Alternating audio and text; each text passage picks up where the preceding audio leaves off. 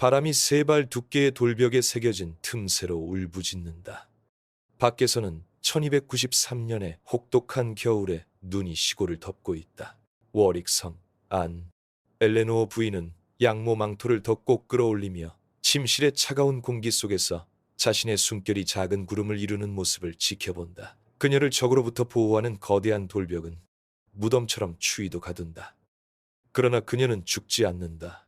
오늘 밤 이 성벽 안에서 잠든 수백 명의 기사, 하인, 아이들, 장인들도 마찬가지다.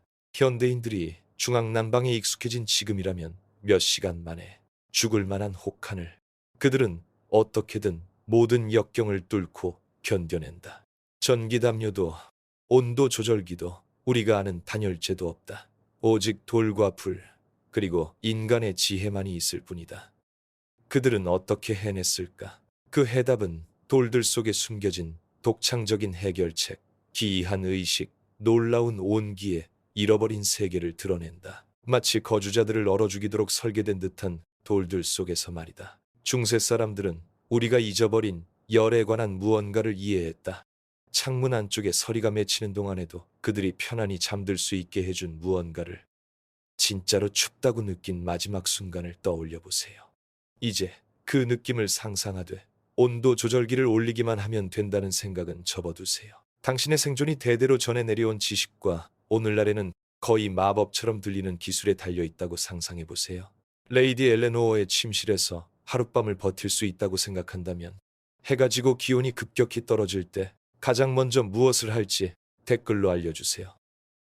오늘 밤 우리는 중세 생존에 잊혀진 과학을 탐구합니다.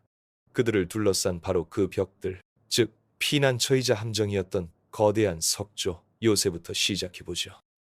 겨울의 석회암 벽에 손을 대보십시오. 차가움이 손바닥을 스며들고 손가락의 온기를 빼앗으며 몇 초 만에 뼈속까지 시리게 하는 그 느낌을 느껴보십시오. 이제 이 돌땅에서 채취되어 3피트 두께의 벽으로 쌓인 이 당신의 잠자리를 완전히 둘러싸고 있다고 상상해보십시오. 이것이 중세성에서 눈을 감는 모든 이가 마주한 현실이었습니다. 그들을 보호하기 위해 지어진 바로 그 벽들이 서서히 그들을 죽이고 있었다. 석회암, 사암, 화강암, 이 재료들은 현대 과학자들이 열적 질량, 이라 부르는 특성을 지닌다. 낮에는 열을 흡수하고 밤에는 방출하지만 겨울에는 흡수할 열이 거의 없다. 대신 거대한 열 흡수체가 되어 접촉하는 모든 것에서 온기를 빼앗는다. 인체는 약 100와트의 열을 방출한다. 성벽은 수천 와트를 흡수할 수 있다. 오늘날 카이필리 성의 폐허를 걸어보면 그 벽에 새겨진 화살 구멍을 볼 수 있다. 좁은 틈새로 궁수들이 보호받으며 화살을 쏠 수 있도록 설계된 것이다. 그러나 이 방어 시설은 전혀 다른 것을 만들어냈다. 바람 터널. 웨일스 시골에서 이미 혹독한 겨울 공기가 이 틈새를 통해 가속되며 마치 자연의 냉장 시스템처럼 작동했다. 화살로부터 보호해주던 것이 인간적보다 훨씬 더 가차없는 무언가를 불러들인 것이다. 아이러니는 더 깊이 파고든다. 성 안에서 높이 오를수록 추위는 더 심해졌다. 높은 지위의 상징으로 최상층 방을 차지한 영주와 부인들은 사실 가장 혹독한 환경에 스스로를 내몰았던 셈이다. 열기는 상승하지만 동시에 지붕을 통해 빠져나간다. 부엌과 대연회장과 가까운 하층에서 잠든 하인들은 종종 주인보다 더 따뜻하게 지냈다. 그러나 중세 건축가들은 바보가 아니었다. 그들은 우리가 놀랄만한 방식으로 열역학을 이해했다. 겨울에 추위를 가두는 그 두꺼운 벽들은 여름에도 시원한 공기를 가두었다. 제대로 지어진 성은 1년 내내 일정한 온도를 유지할 수 있었다. 우리 기준으로는 따뜻하지는 않지만 견딜 만한 수준이었다. 핵심은 열적 지연에 있었다. 3피트 두께의 석조 벽은 온도 변화에 반응하는데 몇 시간이 걸린다. 겨울날 잠깐 찾아오는 온기 속에서 벽은 열을 흡수하기 시작한다. 저녁이 되어 기온이 급격히 떨어지면 벽은 저장된 그 온기를 서서히 방 안으로 다시 방출한다. 코니성의 고고학적 증거는 이 원리에 대한 정교한 이해를 보여준다. 벽체 내부에 직접 만들어진 작은 방인 벽실은 열완충 역할을 했다. 사방이 돌로 둘러싸인 이곳에서 거주자들은 자녀를 누리면서도 외부 공기로 열이 빠져나가는 것을 막을 수 있었다. 현대의 옷장보다 크지 않은 이 방들은 상대적으로 따뜻한 안식처가 되었다. 문 위치는 또 다른 이야기를 전한다. 중세 건축가들은 외벽과 내부방 사이에 직통 통로를 거의 만들지 않았다. 대신 복도, 대기실, 구불구불한 통로를 설치해 찬 공기가 속도를 늦추고 거주 공간에 도달하기 전 빈 공간에 냉기를 내려놓도록 했다. 성복도의 모든 굴곡은 열 차단 장치 역할을 하며 바람이 생활 공간의 열을 빼앗는 것을 막았다. 그러나 가장 독창적인 해결책은 중세인들이 돌을 쌓아두기 망킹 더 스톤드라 부른 방식에 있었다. 종일 하인들은 난로 주변에 돌을 모아 벽체 자체에 특별히 설계된 벽감에 넣어두었다. 각각 20, 30파운드 약 94그나 되는 이 가열된 돌들은 밤새 서서히 열기를 방출했다. 벽체 자체가 방열기로 변해 불길이 잦아든 후에도 오랫동안 저장된 열기로 빛을 발했다. 생존의 수학을 생각해보자. 인체는 하루에 약 8, 400 영국 열량 단위를 발생시킨다. 성해방은 돌벽만으로도 그 2배에 달하는 열을 이룰 수 있다. 중세 사람들이 단순히 체온에만 의존할 수 없었던 이유가 여기에 있다. 그들은 열을 증폭시키고 저장하며 건축적 기교를 통해 재분배해야 했다. 증거는 돌 자체에 있다. 중세 건물의 현대적 열화상 촬영은 예측 가능한 패턴을 따르는 핫스팟과 콜드존을 드러낸다. 모서리는 항상 가장 차가웠다. 남향벽은 가장 오래 열을 유지했다. 부엌이나 대연회장과 연결된 내부벽은 밤새도록 온기를 보존했다. 중세인들은 군사 전략가가 적의 위치를 파악하듯 이 열정 영역을 꼼꼼히 매핑했다. 그러나 아무리 정교한 석조 건축물도 한계가 있었다. 진정한 온기쟁탈전은 해가 지고 대연회장이 고요해질 때 시작되었다. 이를 위해 중세인들은 불이 필요했다. 그저 아무 불이 아닌 과학적 정밀함으로 지피고 관리하는 불. 방을 치명적인 연기로 가득 채우지 않으면서 돌과 살을 데울 수 있는 불이었다. 돌의 함정은 실제했지만 극복 불가능한 것은 아니었다. 중세 사람들은 지식과 계획, 그리고 차가운 돌을 온기에 가까운 무엇으로 변모시키는 기술로 요새의 벽을 적으로부터 동맹으로 바꿔놓았다. 그러나 건축만으로는 결코 충분할 수 없었다. 진정한 비결은 가장 위험한 동맹인 불 자체를 지배하는 데 있었다. 한밤중 중세의 대청에서 성냥을 그어라. 어둠 속으로 솟아오른 벽을 따라 춤추는 불꽃을 지켜보라. 깜빡이는 불빛과 함께 숨쉬는 듯한 그림자를 들이우는 그 벽을. 이제 이 작은 불꽃 엄지손가락보다 크지 않은 이 어떻게 200명을 수용할 만한 넓은 공간을 데워야 하는지 상상해보라. 이것이 혹독한 겨울 내내 매일 밤 모든 중세의 난로지기들이 마주한 도전이었다. 불은 생명이었습니다. 그러나 불은 또한 죽음이기도 했습니다.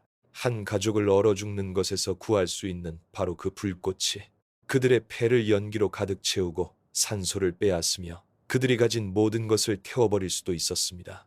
중세 사람들은 이 가장 위험한 동맹과 끊임없이 타협하며 살아갔고 신비로운 경지에 이른 불관리 기술을 발전시켰습니다. 중앙난로는 모든 대청을 지배했지만 대부분의 사람들이 상상하는 방식과는 달랐다. 벽에 파묻힌 아늑한 벽난로의 낭만적인 이미지는 잊어라. 중세 난로는 바닥에 직접 파낸 거대한 원형 또는 사각형 화덕으로 종종 지름 2.4m에 맞춰 맞춘 돌로 둘러싸여 있었다. 불은 방 한가운데서 타올랐다. 열은 사방으로 퍼져나가기 때문이다. 벽에 붙여놓으면 그 소중한 열의 절반이 차가운 돌 속으로 사라져버린다. 그러나 여기서 첫 번째 치명적인 문제가 발생한다. 연기다. 열린 구덩이에서 나무를 태우면 연기는 이론상으로는 곧장 위로 올라간다. 하지만 실제로는 겨울 바람이 하강 기류를 만들어 연기를 다시 아래로 밀어내며 호를 질식할 듯한 재와 일산화탄소 구름으로 가득 채웠다. 중세 연대기 작가들은 연기로 가득 찬 홀에서 사람들이 바닥 근처에 깨끗한 공기를 마시기 위해 손과 무릎으로 기어다녔다고 묘사한다. 해결책은 시행착오와 치명적인 실수를 거쳐 점차 모습을 드러냈다. 초기 홀에는 지붕에 뚫린 단순한 연기 배출구만 있었는데 이 구멍은 연기를 내보내지만 동시에 비, 눈, 얼어붙은 공기도 들어오게 했다. 11세기 홀의 고고학적 증거에는 이 구멍 주변에 그을린 자국이 남아있는데, 이는 불이 너무 뜨겁고 높이 타올라 지붕 목재를 태울 수 있는 위험한 상승 기류를 생성했음을 증명한다. 그러다 혁명이 찾아왔다. 굴뚝이다. 오늘날 우리가 아는 단순한 돌관이 아니라 중세 생활을 바꿔놓은 정교한 연기관리 시스템이었다. 최초의 굴뚝은 1140년경 노르만성에서 등장했으나 수십 년에 걸쳐 완성된 공학적 경이로움이었다. 석공 장인들은 굴뚝 설계가 정확한 수학적 원리를 따른다는 사실을 발견했다. 너무 좁으면 불길이 제대로 타오르지 않고 너무 넓으면 열기가 연기보다 빨리 빠져나갔다. 핵심은 중세 건축가들이 목구멍 the throat이라 부른 부분, 즉 굴뚝 연통이 시작되는 가장 좁은 지점을 이해하는 데 있었다. 이 협착부는 불길을 막지 않으면서 적절한 상승 기류를 생성하기 위해 정확히 적절한 크기를 가져야 했다. 12세기에 남아있는 굴뚝들은 건축가들이 시행착오를 통해 목구멍 치수를 조정하고 계산이 틀렸을 때는 때로 전체 구간을 재건축하면서 끊임없이 수정해 나갔음을 보여준다. 그러나 완벽한 굴뚝조차 연료라는 근본적 문제를 해결하지는 못했다. 나무는 빠르고 뜨겁게 타들어가며 꾸준한 열을 유지하려면 엄청난 양이 소모되었다. 단일 대청만 해도 겨울 한 달 동안 20코드의 나무를 태워버릴 수 있었는데, 이는 작은 집을 지을 만한 목재량이었다. 이로 인해 생사를 가르는 신중한 난로 관리 경제가 생겨났다. 중세 난로 관리자들은 연소 시간을 연장하고 열 생산을 극대화하기 위한 정교한 기술을 개발했다. 그들은 다양한 종류의 나무를 층층이 쌓는 법을 터득했다. 꾸준하고 오래 지속되는 숯을 위한 참나무, 빠르게 불꽃을 일으키는 자작나무, 폐를 자극하지 않는 기분 좋은 연기를 내는 사과나무와 벚나무, 녹색나무는 비상시를 제외하고 금지되었다. 연기는 너무 많이 내고 열은 너무 적게 냈기 때문이다. 이 기술의 핵심은 장시간 불이라 불리는 장작 배열에 있었다. 이는 80시간 동안 별다른 관리 없이 타도록 정교하게 쌓은 구조물이다. 큰 통나무를 바퀴살처럼 중심에 장작 더미를 둘러싸며 기초를 형성했다. 작은 장작들은 틈을 메우며 불꽃에 산소를 공급하는 공기 통로를 만들면서도 열을 집중된 영역에 가두었다. 불지기는 또한 위험한 숯덮기 기술을 숙달했다. 뜨거운 불씨를 재로 덮어 연소를 늦추고 밤새 열기를 보존하는 방법이다. 재가 너무 많으면 불이 완전히 꺼지고 너무 적으면 새벽 전에 꺼져버렸다. 완벽한 균형은 해가 뜰 때 새 장작으로 불을 되살릴 수 있게 하여 귀중한 연료를 절약하고 불을 처음부터 다시 피울 필요를 없앴다. 고고학적 증거는 또 다른 혁신을 보여준다. 광택 처리된 금속판이나 백색 도장된 석판으로 만든 화염 차단막과 열 반사판이다. 난로 주변에 배치된 이 장치들은 방사열을 사람이 있는 쪽으로 재분배하면서 직접적인 불꽃과 불꽃 튀김으로부터 사람들을 보호했다. 부유층은 청동이나 은으로 만든 반사판을 사용했는데, 이는 단일 불꽃의 유효 열량을 2배로 늘릴 수 있었다. 그러나 아무리 능숙하게 관리된 불도 난로 바로 주변만 데울 수 있었다. 중세 대청은 열 구역으로 운영되었다. 불에서 멀어질수록 상대적 온도가 낮아지는 영역들. 영주의 의자는 항상 가장 따뜻한 자리에 놓였으며 보통 높은 등받이가 열기를 가두고 반사하도록 설계되었다. 하인과 하급 손님들은 지위에 따라 자리를 배정받았으며 가장 낮은 지위의 사람들은 동상이 발생할 수 있는 추운 가장자리로 밀려났다. 여러 개의 난로가 도입되면서 모든 것이 바뀌었다. 하나의 거대한 중앙난로 대신 후기 중세성들은 정교한 굴뚝과 연도망으로 연결된 개별방마다 작은 난로를 갖추었다. 이는 맞춤형 난방을 가능케 했지만 서로 간섭하지 않도록 복잡한 공기 흐름 역학을 이해하는 숙련된 장인이 필요했다. 불은 대청을 정복했지만 개인 침실은 여전히 난제였다. 타는 숯을 돌계단으로 운반하는 것은 명백한 위험을 초래했고 13세기까지 자체 난로를 갖춘 방은 드물었다. 중세인들은 이동 가능한 온기 성곽을 불태우지 않으면서 난로에서 침대 격까지 안전하게 이동할 수 있는 열가 필요했다. 떨림은 가장 아래층에서 시작되었다. 항상 가장 아래층에서 케니로스 성의 심장부인 부엌에서 불길이 타오르고 오븐이 요란하게 울려 퍼지는 곳. 하녀들은 꺼져가는 불씨 바로 곁에 집 깔개 위에서 잠을 잤다. 그들 위 한층 위에서는 집안 하인들이 돌바닥을 통해 올라오는 잔열로 따뜻해진 공동 침실에 모여 있었다. 더 높은 곳 영주의 거실에서는 벽을 따라 걸린 테피스트리와 밤새도록 불타는 화로가 빛을 발했다. 중세 사회는 생존 자체를 계층 구조로 만들었다. 사회적 지위는 단순히 무엇을 먹고 입느냐를 넘어 겨울을 살아남을 수 있느냐를 결정했다. 성의 구조는 이 냉혹한 수학을 반영했다. 지위가 높을수록 방은 높았지만 역설적으로 얼어 죽을 위험에 가까워졌다. 1312년 겨울 워릭성의 기록을 살펴보자. 가계부에는 1월 한 달 동안만 추위 관련 질병으로 7명의 하인이 사망한 사실이 기록되어 있다. 같은 달 워릭 백작은 자신의 거실에서 연회를 열었는데 손님들은 커다란 벽난로 근처가 너무 덥다고 불평했다. 생과 사를 가르는 것은 수직으로 30피트 높이의 돌벽이었다. 계산은 단순하고 냉혹했다. 연료는 돈이 들었다. 온기는 연료를 필요로 했다. 따라서 온기는 금이나 비단만큼 귀한 상품이 되었다. 영주의 가족은 일주일 동안 마을 전체가 한 달 동안 사용할 만큼의 장작을 소비했다. 그들의 사적 거실에는 여러 개의 벽난로가 설치되어 있었고 각 벽난로에는 밤새 불을 지피는 일만 전담하는 하인들이 배치되었다. 그러나 특권은 치명적인 역설을 동반했다. 귀족의 지위를 상징하는 바로 그 높이가 그들을 성의 가장 추운 곳에 위치시켰다. 탑 꼭대기에서 바람은 가장 세차게 울부짖었다. 지붕 석가래와 높은 성벽의 틈새로 열기는 가장 빠르게 빠져나갔다. 많은 영주들은 위험과 생존 사이에서 갇혀버렸다. 더 따뜻한 아래층으로 내려가기엔 자존심이 허락하지 않았고 높은 방에서 편안히 잠들기엔 너무 추웠다.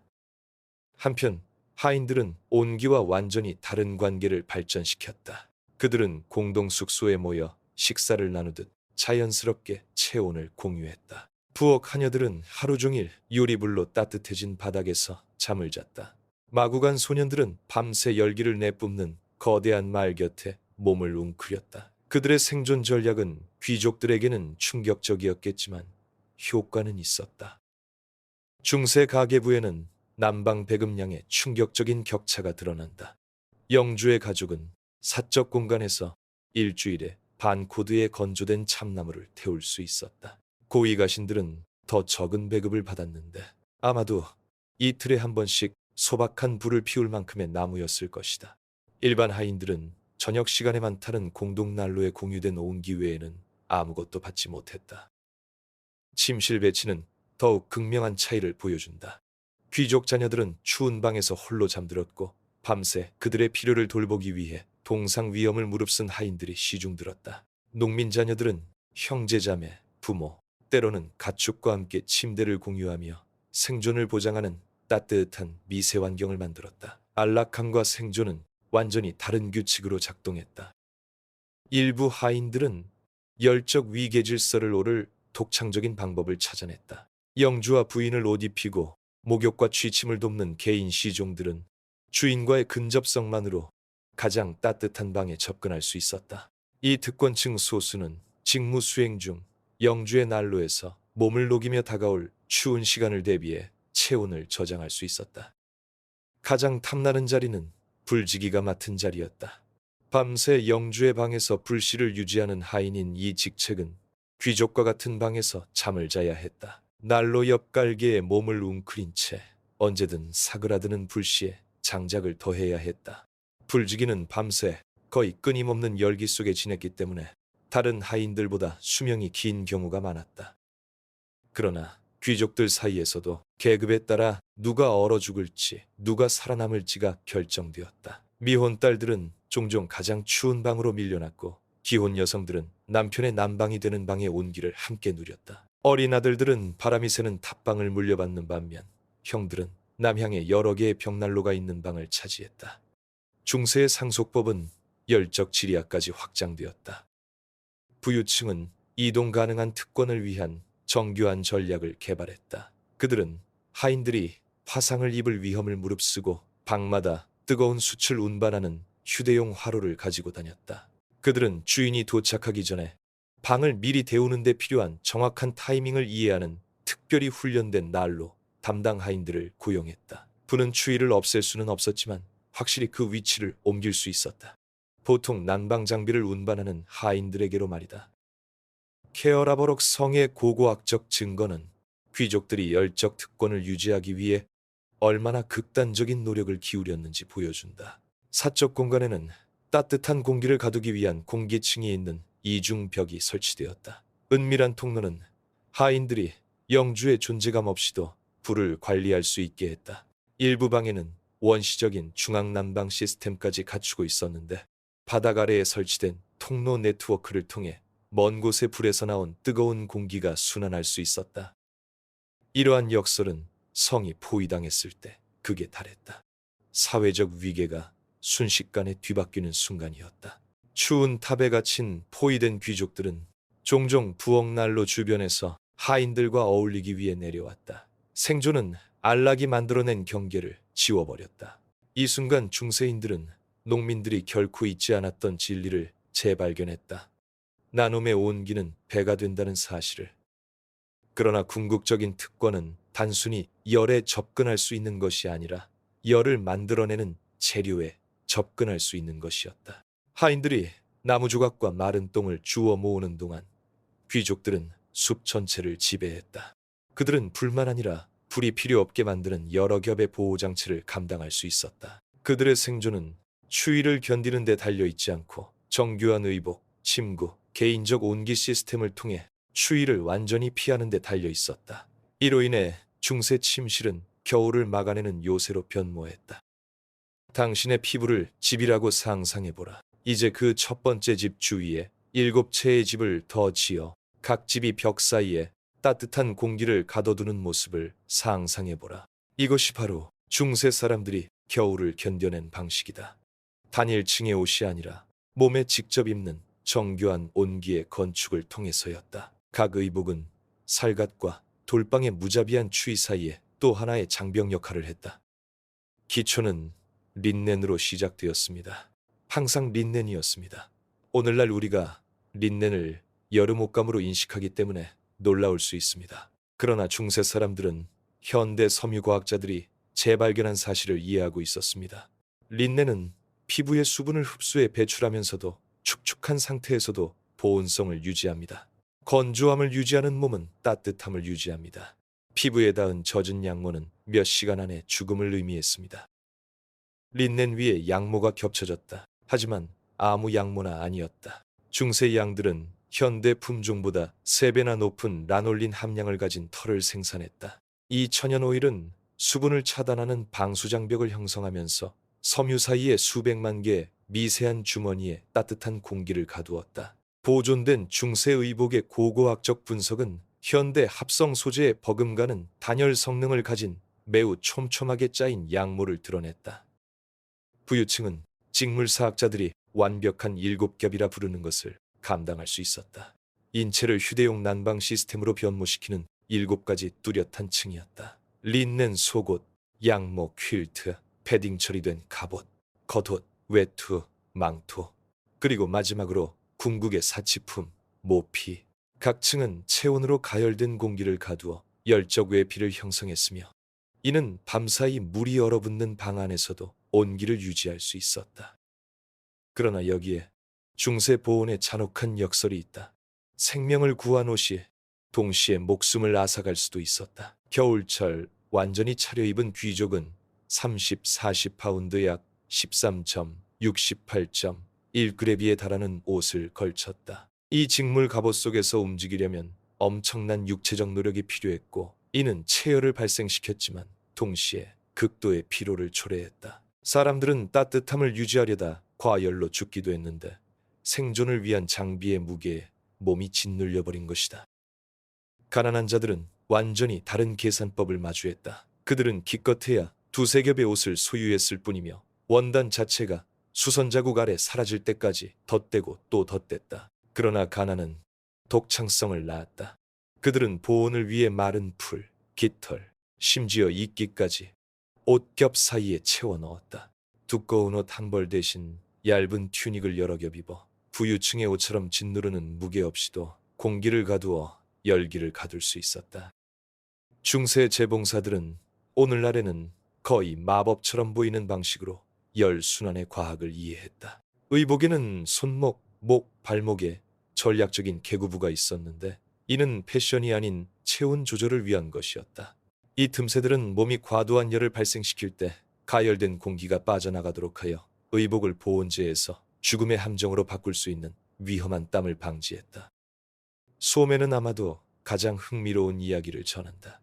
중세 소매는 의복에 영구적으로 박음질되지 않고 포인트로 부착되었다. 이는 정교한 끈조임 시스템으로 하루 종일 조절이 가능했다. 아침 추위에는 소매를 몸에 꼭 조여 최대한의 온기를 가두었다.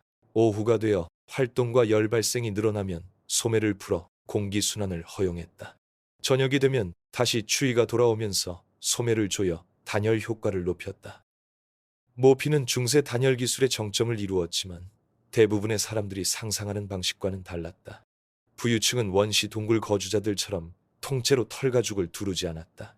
대신 숙련된 모피 장인들은 열효율을 극대화하기 위해 다양한 종류의 모피를 조합한 정교한 복합 의복을 제작했다. 에르미는 중요한 장기에 가장 가까운 부위를 감쌌다. 빽빽한 속털을 가진 비버털은 팔과 다리를 보온했다. 거의 방수 기능이 있는 늑대털은 수분을 차단하면서도 따뜻함을 유지하는 외피를 형성했다. 따뜻함을 유지하는 데 드는 비용은 어마어마한 수준에 이르렀다. 에르미 난감이 들어간 망토 한 벌의 가격이 농민 가족의 연간 총소득을 초과하기도 했다. 에드워드 1세의 가계부에는 마을 전체를 살 수 있을 만한 의류 지출 내역이 기록되어 있다. 한 가족이 겨울 한철을 따뜻하게 지낼 수 있도록 제작된 의복에 수천 파운드가 쏟아부어진 셈이다. 그러나 아무리 정교한 의복도 사지에 근본적 문제를 해결하지는 못했다. 체온 생성 중심부에서 가장 멀리 떨어진 손과 발은 몸통을 몇 겹으로 감쌌던 동상에 취약했다. 중세인들은 특화된 해결책을 개발했다. 뜨거운 돌로 채운 손난로, 토끼털 안감 장갑, 얼어붙은 돌바닥으로부터 발을 단열하는 공기층이 설계된 부츠 등이 그것이다. 가장 독창적인 혁신은 아마도 중세식 머리 덮개 방식이었을 것이다. 후드는 단순히 날씨로부터의 보호장치가 아니었다. 휴대용 미기후 공간이었다. 적절히 설계된 후드는 머리와 목 주위에 따뜻한 공기주머니를 형성하여 내쉬는 숨과 체온을 가두면서도 이산화탄소 축적을 막을 만큼의 통기성을 확보했다. 일부 후드에는 리리파이가 달려 있었는데 이는 목 주위를 여러 번 감아 추가적인 보온 효과를 낼 수 있는 긴 꼬리 모양의 연장구였다. 고고학적 증거에 따르면 중세 사람들은 잠잘 때도 옷을 입은 채 잤다. 게으름이나 위생 부족 때문이 아니라 열 보존의 필요성 때문이었다. 얼어붙은 방에서 옷을 벗는 것은 소중한 체온을 잃는 것을 의미했고 그 체온을 다시 회복하는 데는 몇 시간이 걸릴 수 있었다. 대신 그들은 보온성을 유지하면서 편안함을 위해 옷을 살짝 풀었다. 현대적인 잠옷 개념은 중세인에게는 자살 행위처럼 여겨졌을 것이다. 그러나 아무리 정교한 의복이라도 한계가 있었다. 인체가 생성하는 열은 한정적이며 가장 효율적인 직물 단열재조차도 접촉하는 모든 것에서 열기를 빨아들이는 돌벽 앞에서는 결국 무력했다. 중세인들은 휴대용 건축물 이상의 것이 필요했다.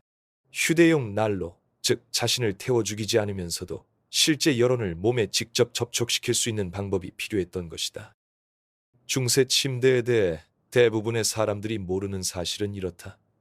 그것들은 가구가 아니었다. 요새였다. 오늘날 남아있는 중세 침실 안으로 들어가면 돌방 안에 지어진 작은 나무집처럼 보이는 것을 보게 될 것이다. 천장을 향해 솟아오른 4개의 기둥, 사방에 드리워진 두꺼운 커튼, 바람을 완벽히 차단하는 천장의 캐노피. 이는 장식이 아니었다. 잠든 사이 목숨을 앗아갈 수 있는 방 안에 따뜻한 미기후를 조성하기 위해 설계된 생존 건축물이었다. 중세 침대는 방 안의 또 다른 방이었으며 현대 난방 기술자들이 이제야 재발견하기 시작한 원리에 따라 설계되었다. 종종 50파운드 약 23kg가 넘는 양모 테피스트리로 만들어진 그 무거운 커튼들은 단순히 사생활을 보호하기 위한 것이 아니었다. 그것들은 신체 열만으로 가열될 수 있는 밀폐된 공기 공간을 만들었다. 커튼을 닫으면 침대 안 온도는 1시간 안에 방 온도보다 20도 약 11도까지 올라갈 수 있었다. 하지만 현대인들을 가장 충격에 빠뜨릴 부분은 바로 중세 침대가 공유되도록 설계되었다는 사실이다. 부부뿐만 아니라 온 가족, 손님, 심지어 낯선 사람까지 함께 잤다. 전형적인 영주의 침대는 가로 8피트 약 2.4, 세로 6피트 약 1.8로 4명에서 6명의 성인이 가로로 누울 수 있을 만큼 컸다. 이는 공간이나 침대 부족 때문이 아니었다. 계산된 열공학적 설계였다. 6개의 인체는 작은 난로에 필적하는 열을 발생시킨다. 이 물리적 원리를 이해하면 놀라울 따름이다. 한 사람의 몸은 약 100와트의 열을 발생시키는데 이는 밝은 전구 하나와 비슷한 수준이다. 밀폐된 공간에 6개의 몸을 넣으면 완벽한 습도 조절 기능을 갖춘 600와트 난방 시스템이 완성되는 셈이다. 커튼은 이 열기를 가두면서도 이산화탄소 축적을 막을 만큼의 공기 순환은 허용했다. 중세 사람들은 우연히 현대식 침낭 기술과 놀랍도록 유사한 것을 발명한 셈이다. 매트리스 자체도 마찬가지로 정교한 이야기를 담고 있다. 중세 침대는 두꺼운 매트리스 하나를 사용하지 않고 층층이 쌓아 공기를 가둠으로써 단열 효과를 낸 시스템이었다. 바닥은 바닥의 차가움을 전도할 수 있는 단단한 널판이 아닌 밧줄 격자 구조였다. 그 위에 두꺼운 집 매트리스를 올리고 그 위에 깃털 매트리스를 올린 다음 여러 겹의 모직 담요와 털 이불을 덮었다. 각 층은 위쪽 몸에서 가열된 공기를 가둬두었다.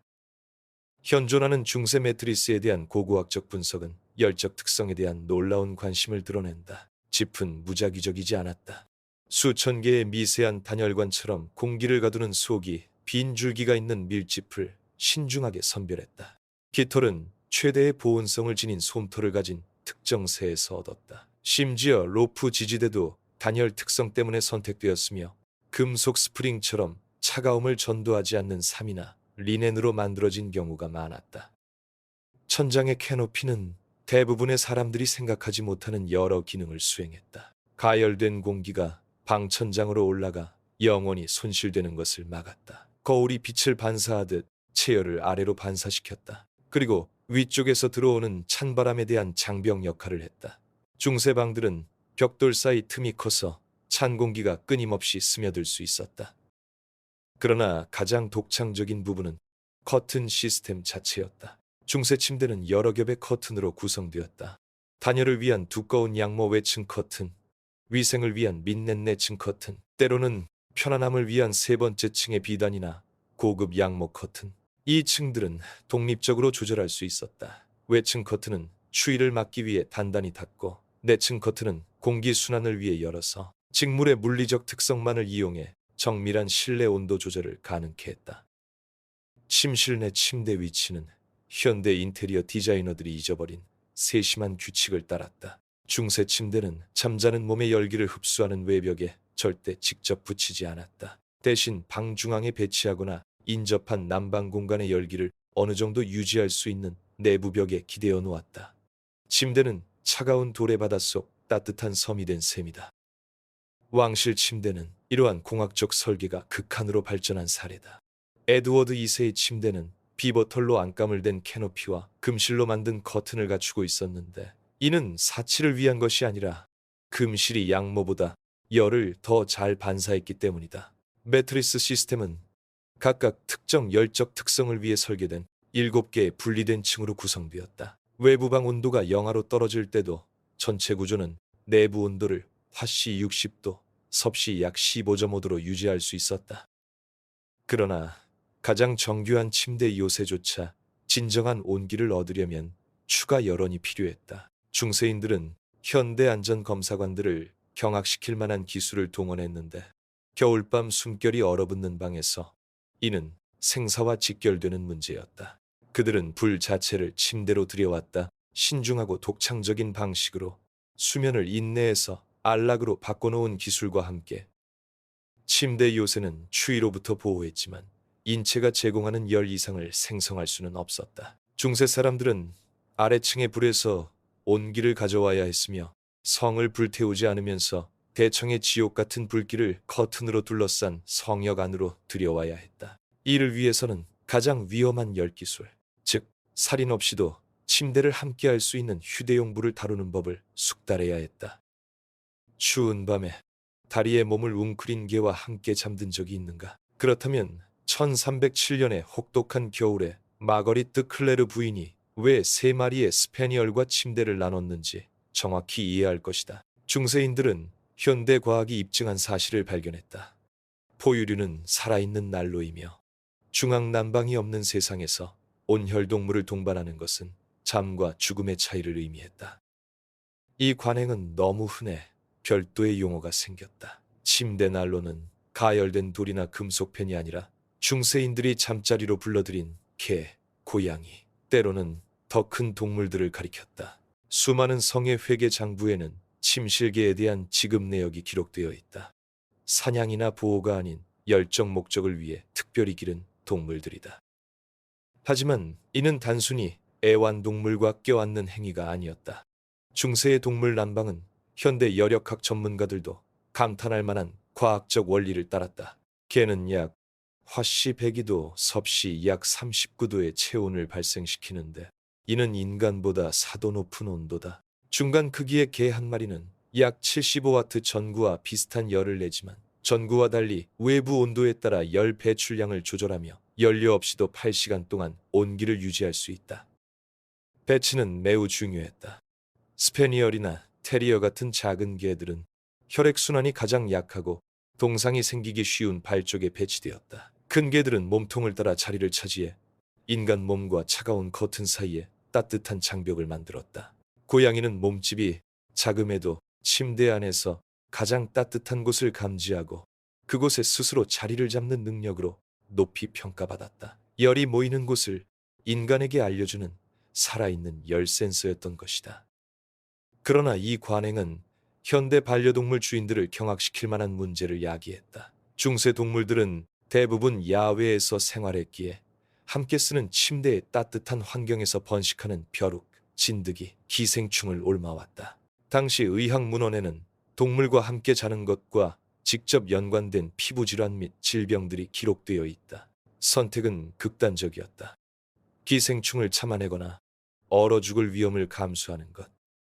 일부 중세인들은 정교한 동물 위생 의식으로 이 문제를 해결했다. 침대 동반자로 지정된 개들은 주방불에 데운 물로 매주 목욕을 했는데 이는 많은 인간 하인들이 누리지 못한 사치였다. 개 관리인이라 불리는 특별 하인들은 침실 동물의 건강과 청결을 책임졌으며 매일 털을 빗겨주고 인간 침대 동반자에게 전염될 수 있는 질병 징후를 확인했다.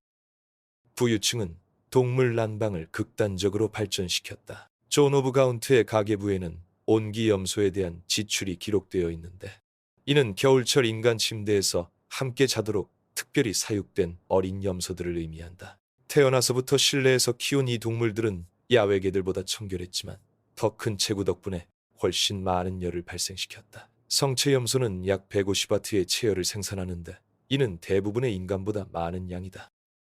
성곽 발굴에서 나온 고고학적 증거는 이 관행의 규모를 보여준다. 침실에서는 동물뼈, 먹이그릇, 그리고 인간 침대 동반자가 안절부절할 때 애완동물이 피신할 수 있도록 특별히 조성된 벽감도이 발견된다. 일부 방에는 고양이용 작은 구석, 개용 넓은 공간, 차가운 돌바닥에서 동물을 보호하는 높인 플랫폼 등 서로 다른 동물을 위해 설계된 여러 수면 공간이 마련되어 있다. 중세 사회의 계급 체계는 동물 동반자에게까지 미쳤다. 영주들은 가장 따뜻하고 깨끗하며 잘 먹인 동물들을 자신의 사적 공간에 두었다. 하인들은 하루 종일 야외에서 일하며 진흙, 가시, 동물 냄새를 공동 침실로 가져오는 일하는 개들로 만족해야 했다. 동물 침대 보온재의 질은 옷이나 음식의 질만큼이나 당신의 사회적 지위를 명확히 반영했다. 그러나 가장 놀라운 점은 인간과 이 열 동반자 사이에 형성된 정서적 유대감이었다. 중세 서신과 일기에는 사랑받는 침대 난방 동물에 대한 감동적인 언급이 담겨 있다. 엘렌 워드 몽포르 부인이 혹독한 겨울에 애완 스페니얼을 잃었을 때 그녀는 상실의 슬픔보다 다가올 추운 밤이 더 두려웠다고 기록했다. 이 관행은 위생 문제 외에도 심각한 위험을 동반했다. 침대에 있던 동물들은 특히 병들거나 스트레스를 받을 때 잠든 인간을 공격하기도 했다.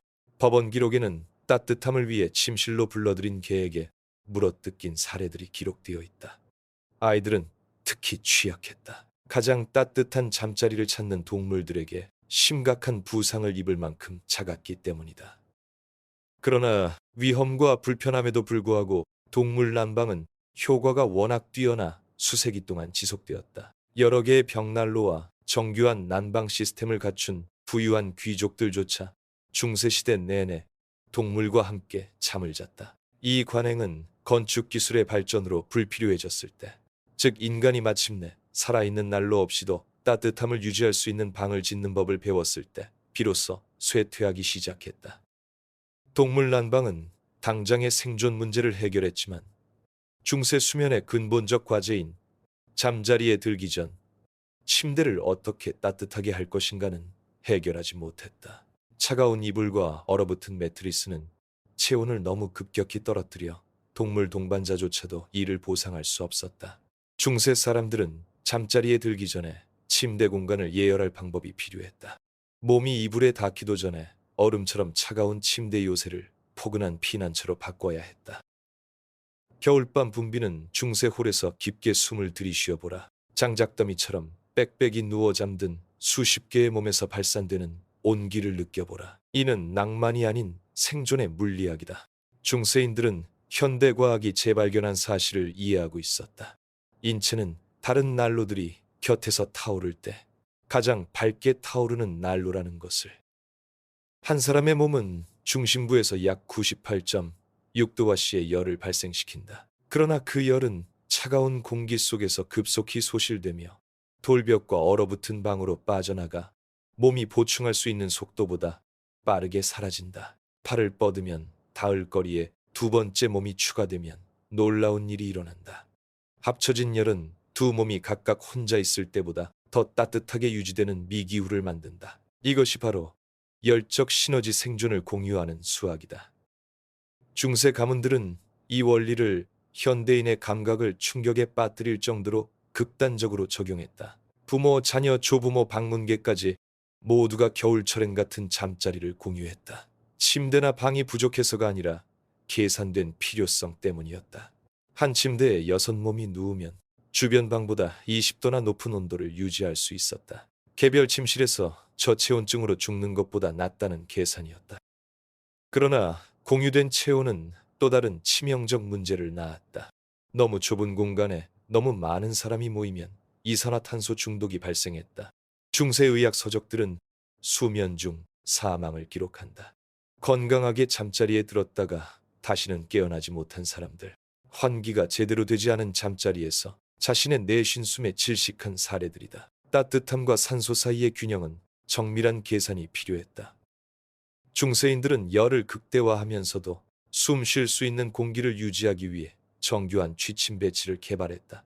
체온 생성 및 보존을 최우선으로 하는 열 분포도에 따라 몸을 위치시켰다.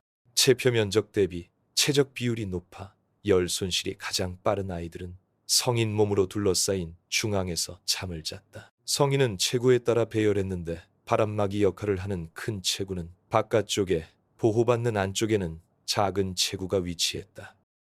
이러한 배치는 중세인들이 직관적으로 이해했던 과학적 원리를 따랐다. 바른 혈액순환이 가장 약하고 공유된 온기가 가장 필요한 그룹 중심을 향하게 했다. 손은 몸에 가깝게 접거나 더 따뜻한 동반자 아래로 밀어넣었다. 심지어 사람들이 향하는 방향도 중요했다. 잠자는 동반자들은 한 사람의 내쉰 숨이 다른 사람의 목과 어깨를 따뜻하게 하도록 서로를 배치했다. 호흡 자체가 난방 도구가 되기도 했다. 중세인들은 잠자리 주변 공기를 따뜻하게 하기 위한 조절 호흡법을 실천했다. 코로 천천히 깊게 내쉬는 숨은 주변을 데우면서도 건조한 겨울 공기로 인해 손실될 수 있는 수분을 보존했다. 일부는 숨을 특정 신체 부위로 집중시키는 능력을 개발했는데 손에 숨을 불어 따뜻하게 하거나 정교하게 조절된 기류로 동반자의 등을 데우는 식이었다. 고고학적 증거에 따르면 중세 수면 환경은 사생활이나 편안함보다 열 효율을 우선시했다. 발굴된 침실에는 여러 사람이 함께 사용할 수 있도록 설계된 침대 플랫폼이 있었으며 높게 솟은 가장자리는 밤새 몸을 굴려 떨어져 공유 열기를 잃는 것을 방지했다. 일부 침대는 중앙에 움푹 패인 부분이 있어 잠든 몸을 자연스럽게 서로 끌어당겨 뒤척이는 잠 속에서도 접촉을 유지하게 했다. 부유층은 더 많은 인체 난방 장치를 이용할 수 있었다. 왕실 가계부에는 온기 담당 하인에 대한 지급 내역이 기록되어 있는데 이들은 주인이 잠자리에 들기 전 침대에 누워 미리 데워놓은 후 밤새도록 머물며 지속적인 체온을 제공하는 것이 주 업무였다. 이 하인들은 사회적 상위 계층과 침대를 공유하는 불편함을 감수했는데 그렇지 않으면 하인 숙소에서 홀로 얼어 죽을 처지였기 때문이다. 그러나 공유된 체온조차도 중세 겨울의 근본적인 가혹함을 드러내는 한계가 있었다. 인체는 수면 중 열 생산량이 감소하며 신진대사가 느려져 체온이 1, 2도 떨어진다. 잠자리에 들 때 따뜻했던 온도가 새벽이 되면 위험할 정도로 차가워질 수 있었다. 중세 사람들은 종종 같은 침대를 공유했음에도 동행자가 추위에 파랗게 질린 채 깨어나는 것을 발견했는데 합쳐진 체온조차도 8시간 동안의 저하된 신진대사 활동을 견디기에 충분하지 않았기 때문이다. 이러한 현실은 열순환 체계의 발전을 강요했다. 일부가 깨어 체온을 높게 유지하는 동안 다른 이들은 잠을 자고 밤새 역할을 교대하는 일정이었다. 경비병, 하인, 가족 구성원들이 교대로 깨어있는 난로 역할을 맡아 신진대사를 활발히 유지하며 잠든 동료를 따뜻하게 했다. 수면은 조율과 희생을 요구하는 공동체의 노력이 되었다. 이 관행은 사회적 경계를 초월한 친밀한 유대를 형성했다. 극한 추위에는 영주도 하인과 침대를 함께했다. 생존이 요구할 때는 낯선이도 잠자리 동반자가 되었다. 육체적 온기는 중세 계급제가 일반적으로 금지했던 방식으로 사회적 장벽을 무너뜨렸다. 그러나 외부 난방이 이를 불필요하게 만드는 순간 이러한 배치는 사라졌다. 생존에서 비롯된 친밀함이 그것을 낳은 위기를 넘어서기란 드물다는 증거였다. 체온은 생명을 유지할 수 있었지만 진정한 안락함은 줄 수 없었다. 중세인들은 여전히 밤새 얼어붙은 방에서 깨어나 얼음처럼 굳은 옷감을 만져야만 옷을 입을 수 있었다. 그들은 생존과 온기 사이의 간극을 메울 외부 여론이 필요했다. 주변 성을 불태우지 않으면서도 차가운 침대를 따뜻한 피난처로 바꿔줄 휴대용 불길 말이다. 저녁 접시만한 금속 원반을 상상해보라. 아래 대장간 불길에 잿빛으로 달아오른 채다. 이제 이 녹아내리는 열기의 원반을 돌계단 3층을 올라 한 번의 실수로 살갗에 화상을 입히거나 벽걸이를 불태울 수 있는 좁은 복도를 지나 운반하는 모습을 그려보라. 이것이 중세 침실을 얼어붙은 죽음의 함정에서 온기의 안식처로 바꿔놓은 밤마다의 의식이었다. 순수한 필요성에서 중세인들이 터득한 휴대용 불의 위험한 춤이었다. 온열판은 중세 기술의 가장 독창적이면서도 무서운 발명품이었다. 긴 나무 손잡이가 달린 얕은 황동 또는 구리펜으로 침대를 태우지 않으면서 뜨거운 수치나 달군 돌을 담도록 설계되었다. 물리학은 우아했다. 금속은 열을 효율적으로 전도하면서 불씨를 가두었고 긴 손잡이는 펜이 위험한 열기로 달아올랐을 때도 안전하게 다룰 수 있게 했다. 하지만 중세 침대 난방에 대해 대부분의 사람들이 모르는 사실이 있다. 이는 결코 온화한 과정이 아니었다. 이 펜들은 화씨 600도 섭씨 약 315도 이상의 온도에 달했으며 부주의하게 다루면 천을 순식간에 불태울 만큼 뜨거웠다. 중세 가정은 침대 난방기만 안전하게 관리하는 전담 하인을 고용했다. 이 불운반자들은 녹아내린 금속을 성의 복도를 통해 운반하면서도 자신들을 죽이거나 고용주의 집을 태우지 않는 기술을 개발했다. 먼저 돌이 필요했다. 극심한 온도 변화에도 금이 가지 않고 열을 오래 유지하는 강가돌을 골랐다. 부엌하인들은 이 돌들을 대장간 불이나 빵오븐에서 작은 태양처럼 붉게 달아오를 때까지 달궜다. 가장 뜨거운 돌은 6, 8시간 동안 온기를 유지할 수 있었는데 이는 한겨울밤 내내 침대를 포근하게 유지하기에 충분했다. 하지만 잘못된 종류의 돌을 선택하면 치명적일 수 있었다. 어떤 돌들은 가열시 폭발하여 부엌 공간에 치명적인 파편을 날려버리기도 했다. 고고학적 증거는 중세 석재 가열 기술의 정교함을 보여준다. 발굴된 온돌용 돌들은 열 응력 하에서도 구조적 안정성을 유지하면서 표면적을 극대화하도록 의도적으로 다듬어진 형태를 보인다.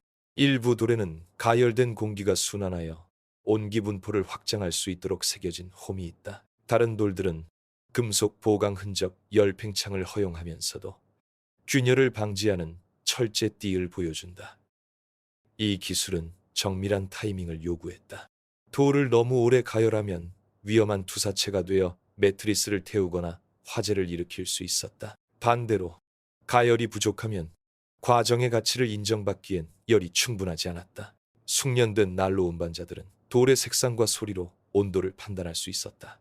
팽창하는 돌의 미세한 씩씩 소리, 폭발 위험 없이 최적의 열 보존을 나타내는 정확한 붉은 빛깔을 통해 말이다. 금속 온열판은 휴대용 난방 기술의 정점을 이루었다. 열적 특성과 구조 공학을 모두 이해한 숙련된 금속공들이 제작한 이 장치들은 위험한 불씨를 가두면서도 열이 빠져나갈 수 있도록 구멍이 뚫린 뚜껑을 갖추고 있었다. 손잡이는 종종 3피트 약 90cm 이상으로 길어 구리도 녹일 수 있는 고온으로부터 인간의 손을 안전하게 보호했다. 그러나 진정한 혁신은 침대용으로 설계된 난방판에 있었다. 얕은 팬 형태 덕분에 매트리스층 사이에 미끄러져 들어가 수면 표면에 열을 고르게 분산시켰으며 침구를 태울 수 있는 위험한 고온 지점을 생성하지 않았다. 숙련된 사용자들은 팬을 끊임없이 이동시켜 침대의 각 구역을 순차적으로 데우며 밤새도록 균일한 열 분포를 유지했다. 부유층은 의식에 가까운 정교한 온열팬 사용 절차를 발전시켰다. 하인들은 여러 개의 팬을 순환하며 미리 가열해 이전 팬이 식는 동안에도 지속적인 온기를 보장했다. 일부 가문은 10분 이내에 침대 전체를 데울 수 있는 전문 난방 담당팀을 고용했는데 이들은 매트리스층 사이로 가열된 팬을 안무처럼 정교하게 이동시켜 모든 표면이 쾌적한 열기를 발산하게 했다. 그러나 이처럼 정교함에도 불구하고 온열판은 꾸준히 사람들을 죽였다. 법원 기록에는 가열된 팬을 운반하던 하인이 화상으로 사망한 사례, 부주의하게 다루어진 온열기로 인해 침대가 불타버린 사례, 환기가 잘 되지 않는 방에서 사용된 팬으로 인한 일산화탄소 중독 사례 등이 다수 기록되어 있다. 생명을 구하는 온기와 치명적인 불의 경계는 중세시대 내내 아슬아슬하게 유지되었다. 가난한 사람들은 구할 수 있는 재료로 자신들만의 방식을 개발했다. 뜨거운 돌을 채운 흙 항아리, 천으로 감싼 금속 그릇, 심지어 양모로 감싼 가열된 벽돌까지도 제대로 된 온열팬을 살 수 없는 가정의 침대 난로 역할을 했다. 이러한 즉석 해결책은 효과가 있었지만 전문적으로 제작된 장비보다 훨씬 더 큰 위험을 동반했다. 시기가 가장 중요했다. 온열기는 침대를 충분히 데워야 했지만 사람이 들어가기 전에 제거해야 했다. 가열된 금속과 직접 접촉하면 천을 여러 겹 껴입어도 심한 화상을 입을 수 있었기 때문이다. 온도차가 핵심이었다. 침대는 차가운 몸을 따뜻하게 할 만큼 따뜻해야 했지만 상처를 입히거나 침구 재료를 불태울 만큼 뜨겁지 않아야 했다. 가장 정교한 시스템은 여러 단계의 난방 과정을 거쳤다. 먼저 매트리스 층 사이에 가열된 돌을 넣어 기본적인 온도를 유지했다. 그런 다음 난방팬을 침대 여러 구역으로 이동시켜 차가운 부분을 없앴다. 마지막으로 혈액순환이 가장 나쁘고 온기가 가장 필요한 발 부분에 양모로 감싼 가열된 벽돌을 배치했다. 이 모든 과정은 침대 하나에 1시간 이상 걸리기도 했다. 그러나 가장 정교한 이동식 난방 시스템조차 한계가 있었다. 중세 사람들은 여전히 열기를 빼앗아가는 구조의 방 안에서 온기를 유지해야 하는 근본적 과제에 직면했다. 그들은 침대뿐만 아니라 전체 수면 공간에 적용 가능한 해결책이 필요했다. 차가운 석조방을 단순히 생존이 아닌 진정한 안락을 찾을 수 있는 환경으로 바꿀 수 있는 전략이 필요했던 것이다. 1328년 2월 밤 카필리성에 울려 퍼지는 소리를 들어보라. 창살 사이로 스치는 바람 소리도 먼 곳 난로에서 타닥거리는 불소리도 아니다. 훨씬 더 깊은 무언가. 대연회실에서 함께 잠든 200명의 영혼이 내쉬는 집단적 호흡 소리다. 수천 명의 중세인들이 매 겨울밤 선택한 것이 바로 이것이었다. 추운 개인실의 사생활을 버리고 공동 생존의 따뜻한 품으로 내려가는 것. 밤이 되면 대연 회장은 특별한 공간으로 변모했다. 열적 필요성 앞에서 사회적 경계가 사라지는 인간 벌집이었다. 낮에는 정교한 의식을 요구하던 영주들이 부엌 카인과 마구간 소년들과 어깨를 맞대고 잠들었다. 중세 삶을 지배하던 엄격한 계급 체계는 단순히 몸에서 나오는 열기를 나누는 물리학 앞에서 무너져 내렸다. 중세 사람들이 우리 세상을 본다면 경악했을 아이러니가 여기에 있다. 우리는 그들이 개발한 가장 효율적인 난방 시스템을 버렸다. 잠든 몸들로 가득 찬 대연 회장은 인간의 신진대사와 건축 물리학만으로 외부 공기보다 15-20도 높은 온도를 유지할 수 있었다. 현대 난방 시스템은 막대한 외부 에너지를 소비하면서도 같은 효율을 내기 위해 고군분투한다. 배치는 겨울을 견뎌낸 세대를 거쳐 형성된 무언의 규칙을 따랐다. 노약자와 병약자는 중앙난로 가장 가까운 자리를 차지했는데 꺼져가는 불씨에서 여전히 소중한 열기가 발산되는 곳이었다. 아이들은 밤새 체온을 나눌 수 있는 성인들 사이에 둥지를 틀었다. 건강한 젊은 성인들은 바깥쪽을 둘러싸며 그들의 활발한 신진대사가 내부 취약한 잠자는 이들을 보호하는 열적 장벽을 형성했다. 그러나 공동 취침은 폭력으로 폭발할 수 있는 사회적 긴장을 낳았다. 생존이 신체적 접촉을 요구할 때 개인 공간은 아무 의미가 없었다. 낯선 이들은 궁극적 규범인 살아남기 외에는 모든 사회적 규범을 위반하는 친밀한 거리감 속에서 서로 밀착된 채 발견되었다.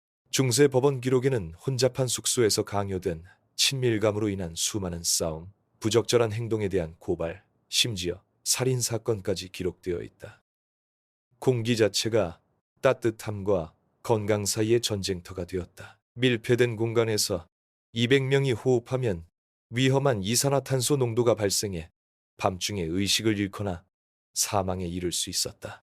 그러나 신선한 공기를 위해 창문이나 문을 열면 생존을 가능케 하는 소중한 열기를 잃게 되었다. 중세 사람들은 현대 건축 기술자들이 이제야 이해하기 시작한 기술들을 통해 환기와 보온 사이의 균형을 맞추는 법을 터득했다. 고고학적 증거는 공동 숙면을 위해 이 공간들이 얼마나 세심하게 설계되었는지 보여준다. 대연회실에는 차가운 돌바닥에서 몸을 보호하면서도 공유된 온기를 누릴 수 있는 인원을 극대화하는 높인 침대 플랫폼이 설치되었다. 테피스트리와 나무 칸막이를 전략적으로 배치해 넓은 공간 안에 작은 온도 구역을 만들어 집단이 함께 모여 있으면서도 어느 정도 사생활을 유지할 수 있게 했다. 부유층은 특히 잔인한 선택에 직면했다. 높은 사회적 지위는 개인용 벽난로와 고급 가구가 갖춰진 사적 공간을 누릴 권리를 부여했다. 그러나 이 차갑고 고립된 방들은 종종 하인들이 아래층 공동 숙소에서 따뜻하게 잠드는 동안 겨울밤을 진정으로 불편하게 보내야 함을 의미했다. 자존심은 그들을 문자 그대로 얼어붙게 했고 실용적인 생존은 사회적 하위 계층을 편안하게 했다. 일부 귀족들은 독창적인 타협책을 고안했다. 저녁 초반에는 사적인 방으로 퇴각해 위엄과 지위를 유지한 뒤 어둠이 그들의 존재를 감춰주면 몰래 대청으로 내려가 잠을 잤다. 아침이 되면 다시 방으로 돌아와 귀족적 안락함이라는 허상을 유지하면서도 밤을 농민 같은 실용성으로 견뎌낸 셈이었다. 공동 숙면의 소리는 그 자체로 열적 생태계를 형성했다. 집단 호흡은 습도 수준을 높여 차가운 공기가 피부에 닿을 때 더 따뜻하게 느껴지게 했다. 공유된 신체 움직임은 개인이 혼자서는 절대 만들어낼 수 없는 마찰열을 발생시켰다. 심지어 코고는 소리조차 생존 기능을 수행했다. 진동과 공기 이동은 따뜻한 공기가 잠자는 공간 전체에 순환되도록 도왔다. 그러나 대청 전략은 중세 난방의 근본적 비극을 드러냈다. 가장 효과적인 기술은 개인적 안락함, 사생활, 사회적 품위를 포기해야 했다. 생존은 단순한 육체적 불편을 훨씬 넘어선 희생을 요구했다. 인간 존엄성에 필수적이라 여겨지는 개인 공간과 자율성이라는 개념 자체를 포기해야 했다. 아침의 여파는 그 자체로 이야기를 들려주었다. 200명의 사람들이 동시에 깨어나면서 발생한 혼란은 사회적 질서 유지를 위한 모든 시도를 무력화시켰다. 중세 생활을 지배하던 신중한 위계 질서는 매일 밤 생존을 위한 민주주의에 의해 해체된 후 새벽마다 재구성되어야 했다. 주인 곁에서 잠든 하인들은 새벽빛과 함께 다시 복종으로 돌아가는 어색한 전환을 마주해야 했다. 공동취침은 너무나 효과적이어서 개인 난방 솔루션이 등장한 후에도 지속되었다. 열적 협력의 습관은 그 효과를 경험한 사람들이 버리기 어려웠다. 부유한 가문들조차 가장 추운 밤에는 대청에 모여들었는데 이는 겨울이 진정으로 치명적이 될 때 공유된 온기가 개인의 안락함을 능가한다는 증거였다. 그러나 대청은 한계가 있었다. 중세인들은 여전히 창문 안쪽에 서리가 끼고 물통에 얼음이 얼며 옷을 입는 것조차 육체적 용기가 필요한 극한의 추위를 마주하며 깨어났다. 그들은 단순히 생존을 공유하는 것 이상이 필요했다. 자신의 몸속에서 실제 열을 생성할 수 있는 전략, 인간의 신진대사를 고립된 상태에서도 작동할 수 있는 개인 난방 시스템으로 전환하는 기술이 필요했다. 겨울 저녁에 따뜻한 와인을 한 모금 마셔보라. 가슴을 타고 팔을 따라 손끝까지 퍼져나가는 온기를 느낄 수 있을 것이다. 이는 단순한 쾌락이 아니다. 중세 과학의 산물이다. 뜨거운 국물 한 숟가락, 생강향이 나는 빵 한 입, 데운 맥주 한 잔마다 인체를 자체 난방 시스템으로 변환시키기 위해 계산된 내부 연료의 투여량이었다. 중세인들은 현대 영양학자들이 재발견하고 있는 사실을 이해했다. 음식은 단순한 양식이 아니라 내부에서 열을 생성하도록 정밀하게 조절 가능한 열에너지라는 것을. 중세 부엌은 온기의 약국이었다. 요리사들은 단순히 음식을 준비한 것이 아니라 혹독한 겨울 생존 현실에 맞춘 열의학을 처방했다. 현대인의 입맛에는 이국적으로 느껴지는 향신료들은 사실 맛으로 위장한 난방 기술이었다. 생강, 계피, 정향, 후추에는 모두 혈액순환을 촉진하고 체온을 높이는 성분이 함유되어 있다.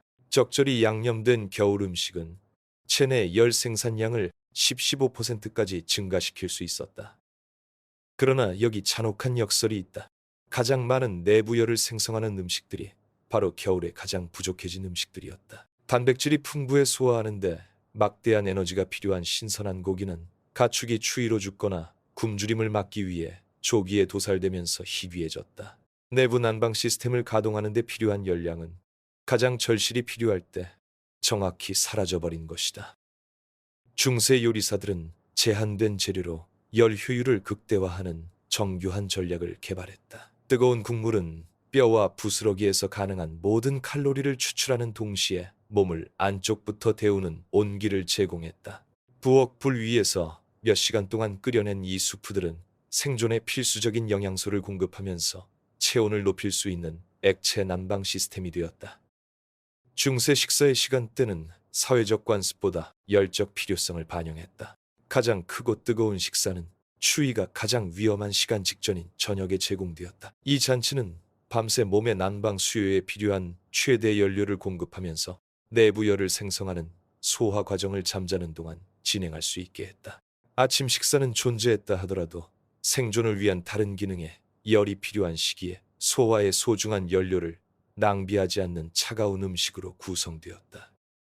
중세 난방 전략에서 알코올은 복잡하고 위험한 역할을 했다. 와인, 에일, 더 강한 증류주는 혈관을 확장시켜 가열된 혈액을 피부로 보내 즉각적인 온기 감각을 제공했다. 그러나 이것 보기 온기는 종종 믿는 자를 죽이는 환상이었다. 알코올은 실제로 체온을 낮추면서도 열이 난다는 잘못된 인상을 주어 열 안전성에 대한 치명적인 오판을 초래했다.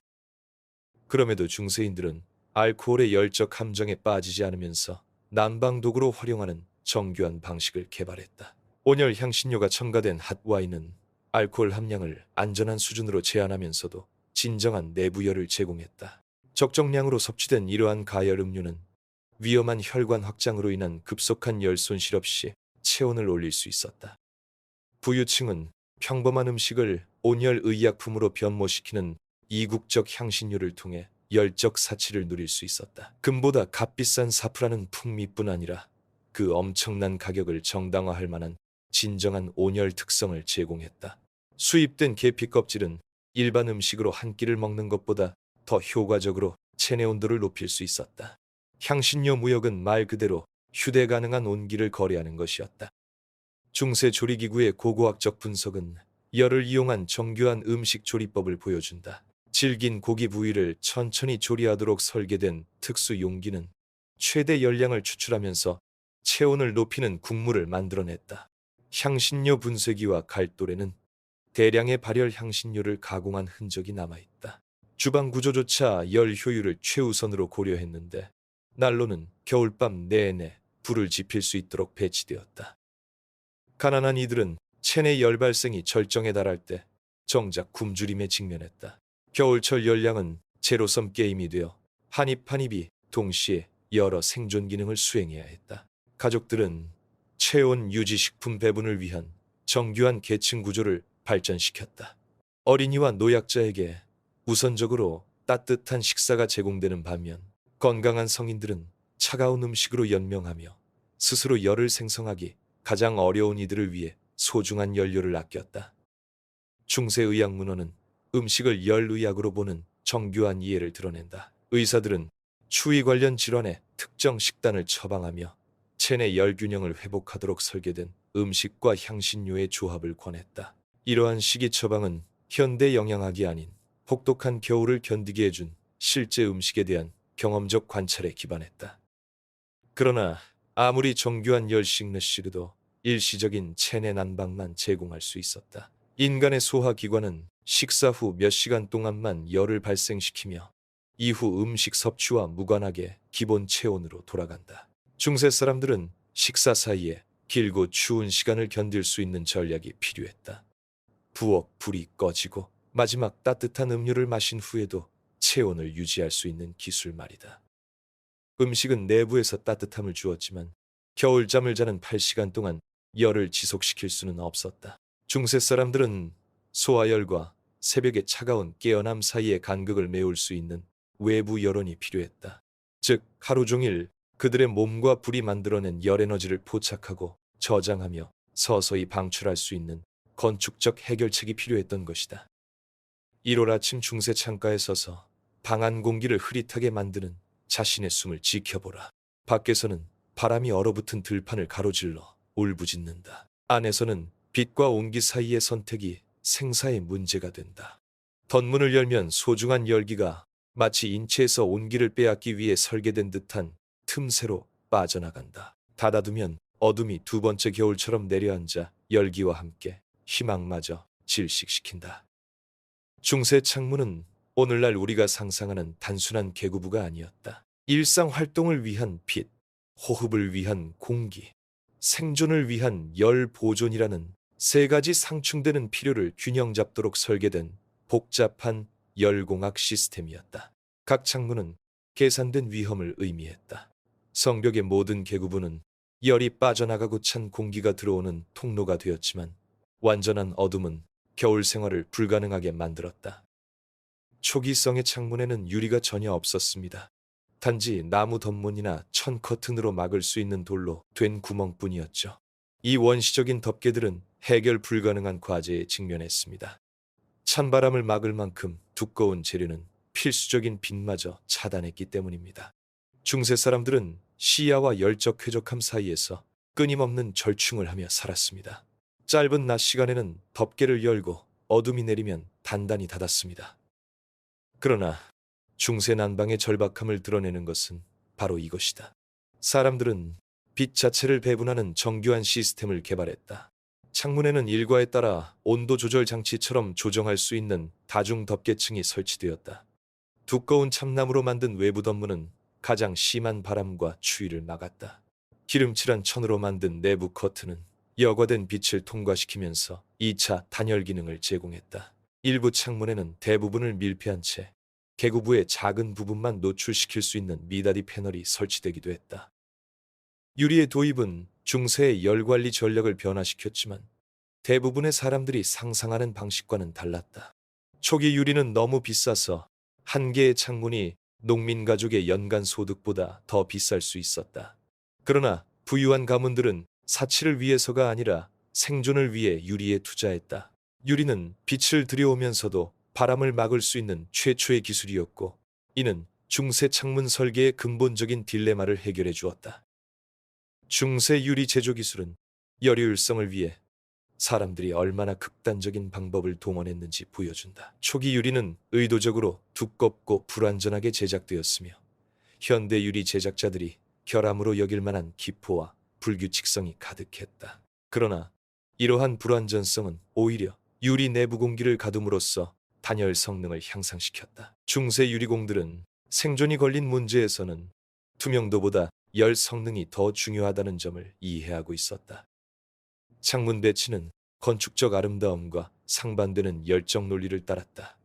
겨울 햇빛을 최대한 포착하는 남향 창문은 북향 창문보다 크고 많았다.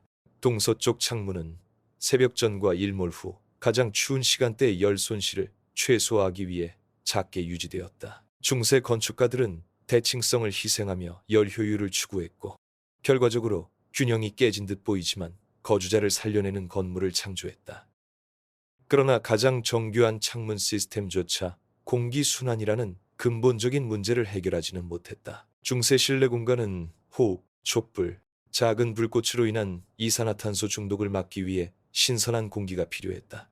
하지만 환기는 열 손실을 의미했고, 추운 밤에는 열 손실이 곧 죽음을 뜻했다. 중세인들은 독창적인 해결책을 고안해냈다. 벽 상단에 작은 환기구를 설치해 따뜻한 공기가 자연스럽게 빠져나가도록 하여 바닥 높이에서 치명적인 찬바람을 일으키지 않으면서 공기 흐름을 만드는 것이었다. 창문 관리의 계절적 리듬은 일상을 지배하는 생존의식이 되었다. 겨울 아침은 날씨 조건을 신중히 평가하는 것으로 시작되었다. 바람 방향, 온도, 햇빛 양이 빛과 공기를 위해 감수할 수 있는 열 손실 위험을 결정했다. 하인들은 대기 상태를 읽는 전문성을 키워 창문을 잠깐 열어도 얻는 열보다 잃는 열이 더 많지 않으면서 소중한 태양열을 포착할 수 있는 정확한 시점을 알았다.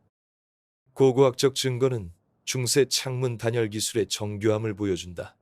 발굴된 창틀에는 여러 겹의 덮개 재료를 고정하기 위한 홈과 홈이 새겨져 있었다. 일부 창문은 순차적으로 열 수 있는 경첩식 패널을 갖추고 있었다. 먼저 가장 안쪽 덮개를 열어 여과된 빛을 받고, 중간층을 열어 더 많은 빛을 받으며, 마지막으로 외부 셔터만 날씨가 열 손실을 최대한 감수할 수 있을 때 열었다. 부유층은 기적에 가까운 창문 기술을 개발했다. 일부 방에는 이중 유리창이 설치되었는데, 두 겹의 유리 사이에 공기층을 두어 단열 효과를 낸 것으로 현대 건축학이 이 기술을 재발견하기 수세기 전의 일이다. 다른 이들은 뿔이나 느린 동물 막 같은 반투명 재료를 사용했는데, 이는 빛은 통과시키면서도 초기 유리보다 바람을 효과적으로 차단했다. 그러나 중세인들의 열악한 열 환경에 대한 절박함을 가장 잘 보여주는 증거는 영구적으로 봉쇄된 창문들일 것이다. 성광 유적에 대한 고고학적 조사 결과, 겨울철에 의도적으로 벽돌로 막거나 돌로 채워 빛을 완전히 차단한 채 열 생존을 선택한 수많은 창문들이 발견되었다. 이 봉쇄된 계구부는 따뜻한 날씨가 돌아오면 다시 열 수 있었지만, 가장 추운 달 동안에는 죽음보다 어둠이 더 나은 선택이었다.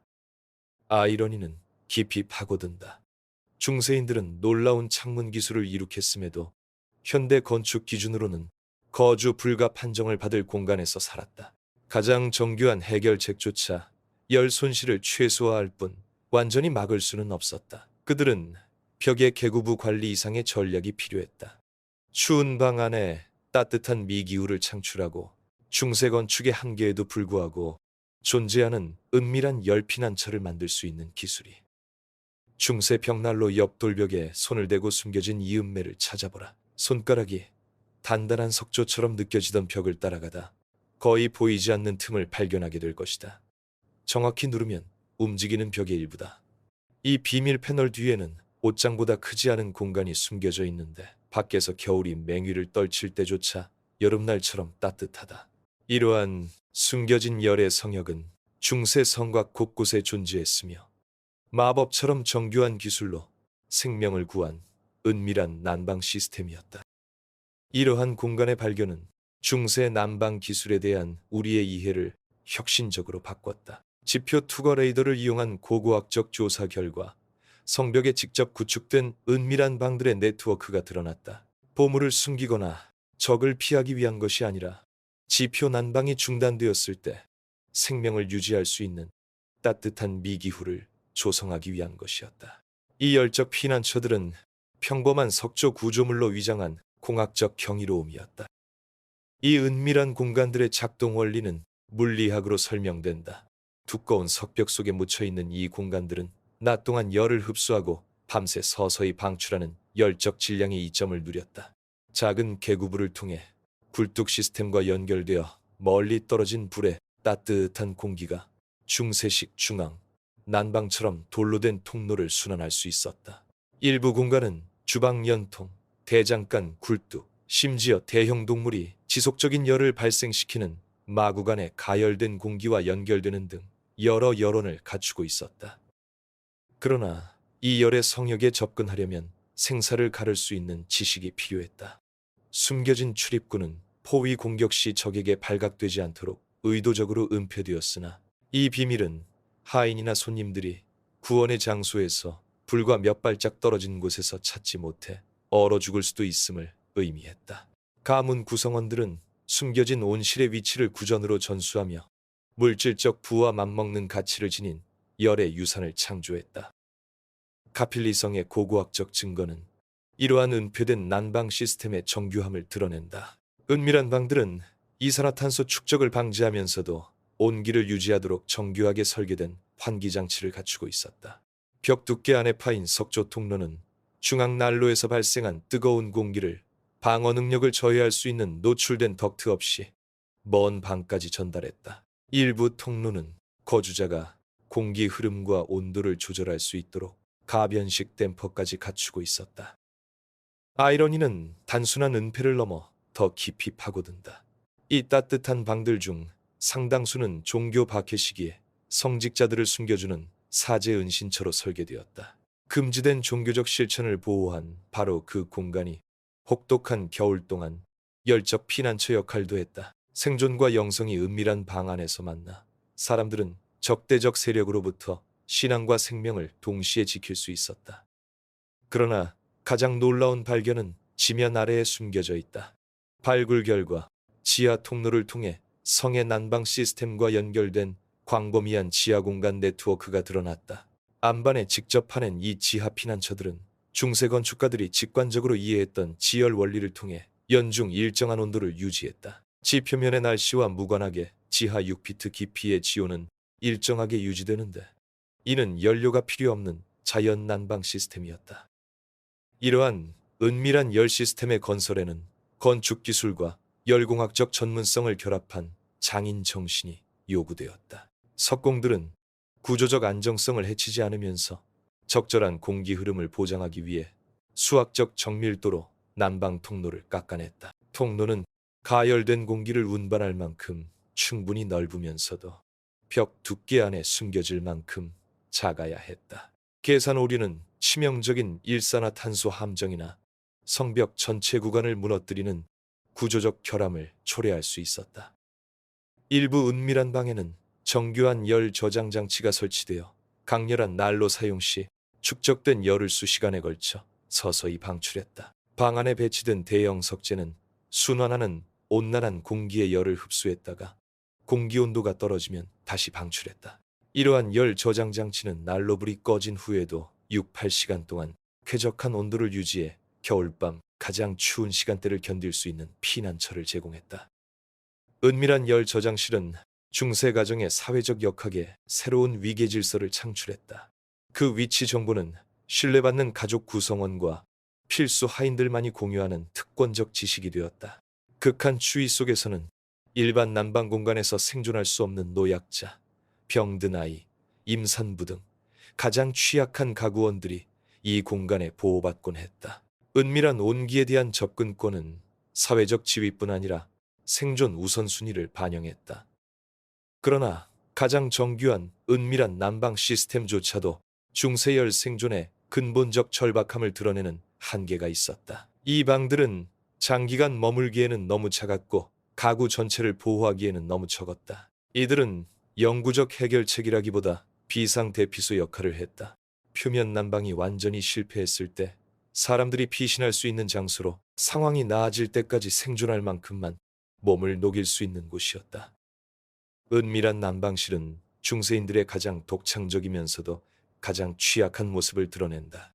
그들은 현대 건축가들이 이제야 재발견하기 시작한 난방 기술을 보유했음에도 건물 뼈대 속에 파낸 비밀 은신처가 필요할 만큼 죽음과 아슬아슬하게 공존했다. 이 은밀한 피난처들은 의도된 목적에는 완벽히 부합했으나 혹독한 추위가 지속되는 몇 달 동안 성 전체를 살기 좋게 만드는 더 큰 과제는 해결하지 못했다. 워릭성의 관리인이 1799년 성 미카엘 축일에 장부를 기록하는 모습을 지켜보라. 그의 기펜이 양피지를 긁으며 겨울 생존을 위한 불가능한 수학을 계산한다. 대연 회장의 40톤의 장작, 영주의 침실의 20톤, 성 전체 필수 난방의 15톤. 이 단일 요새가 30채의 집을 지을 만큼의 목재를 소모할 것이며 이는 다가올 혹독한 달들을 대비한 9월의 준비에 불과하다. 중세의 겨울은 계절이 아니었다. 5달 동안 지속되며 체계적인 정밀함으로 생명을 앗아가는 포위전이었다. 준비는 늦여름에 시작되었는데 모든 가정은 누가 살아남고 누가 죽을지를 결정하는 계산을 마주해야 했다. 연료, 식량, 열자원은 군사적 정밀함으로 모아 저장하고 배분해야 했다. 겨울은 계산착오에 두 번째 기회를 주지 않았기 때문이다. 목재 수요만 봐도 중세 난방의 절박한 규모를 알 수 있다. 겨울철 대형 홀 하나만 해도 주당 약 1코드, 약 1.269의 장작을 소모했는데 이는 현대주택 한 채를 1년 내내 난방할 수 있는 양이다. 성 안의 모든 방, 모든 요리용불, 모든 난로까지 이 수치를 곱하면 어마어마한 양이 된다. 중세인들의 생명을 지탱하는 불을 지피기 위해 매년 겨울마다 숲 전체가 사라졌다. 그러나 중세 생활을 지배한 잔혹한 역설이 여기에 있다.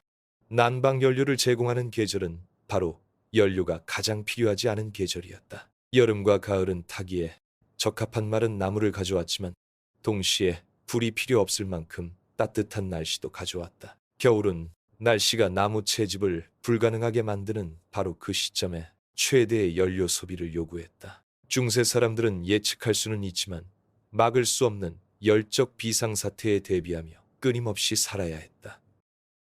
엘레노르드 몽포르의 가계 기록은 열 생존을 위한 정교한 계획을 드러낸다. 그녀의 관리인들은 7월부터 겨울 준비를 시작해 수학기 내내 일하며 난방 연료를 축적할 벌목군, 숯불꾼, 연료 운반꾼 팀을 조직했다. 10월이 되면 그녀의 성에는 작은 마을을 공급할 만큼의 연소 가능한 재료가 비축되었지만 가혹한 겨울을 견디기엔 간신히 충분한 수준이었다. 식량 저장 역시 영양보다 열량 공급을 우선시하는 열정 논리에 따라 이루어졌다. 저온에서 저장 가능한 뿌리 채소는 겨울 내내 소화 과정에서 천천히 연소되는 연료 역할을 했다. 내부 체열을 생성하는 지방이 풍부한 육류 보존품은 부피만 크고 열적 에너지가 적은 곡물 저장보다 우선시되었다. 중세 사람들은 균형 잡힌 영양보다 열량 발생을 중심으로 식단을 계획했다.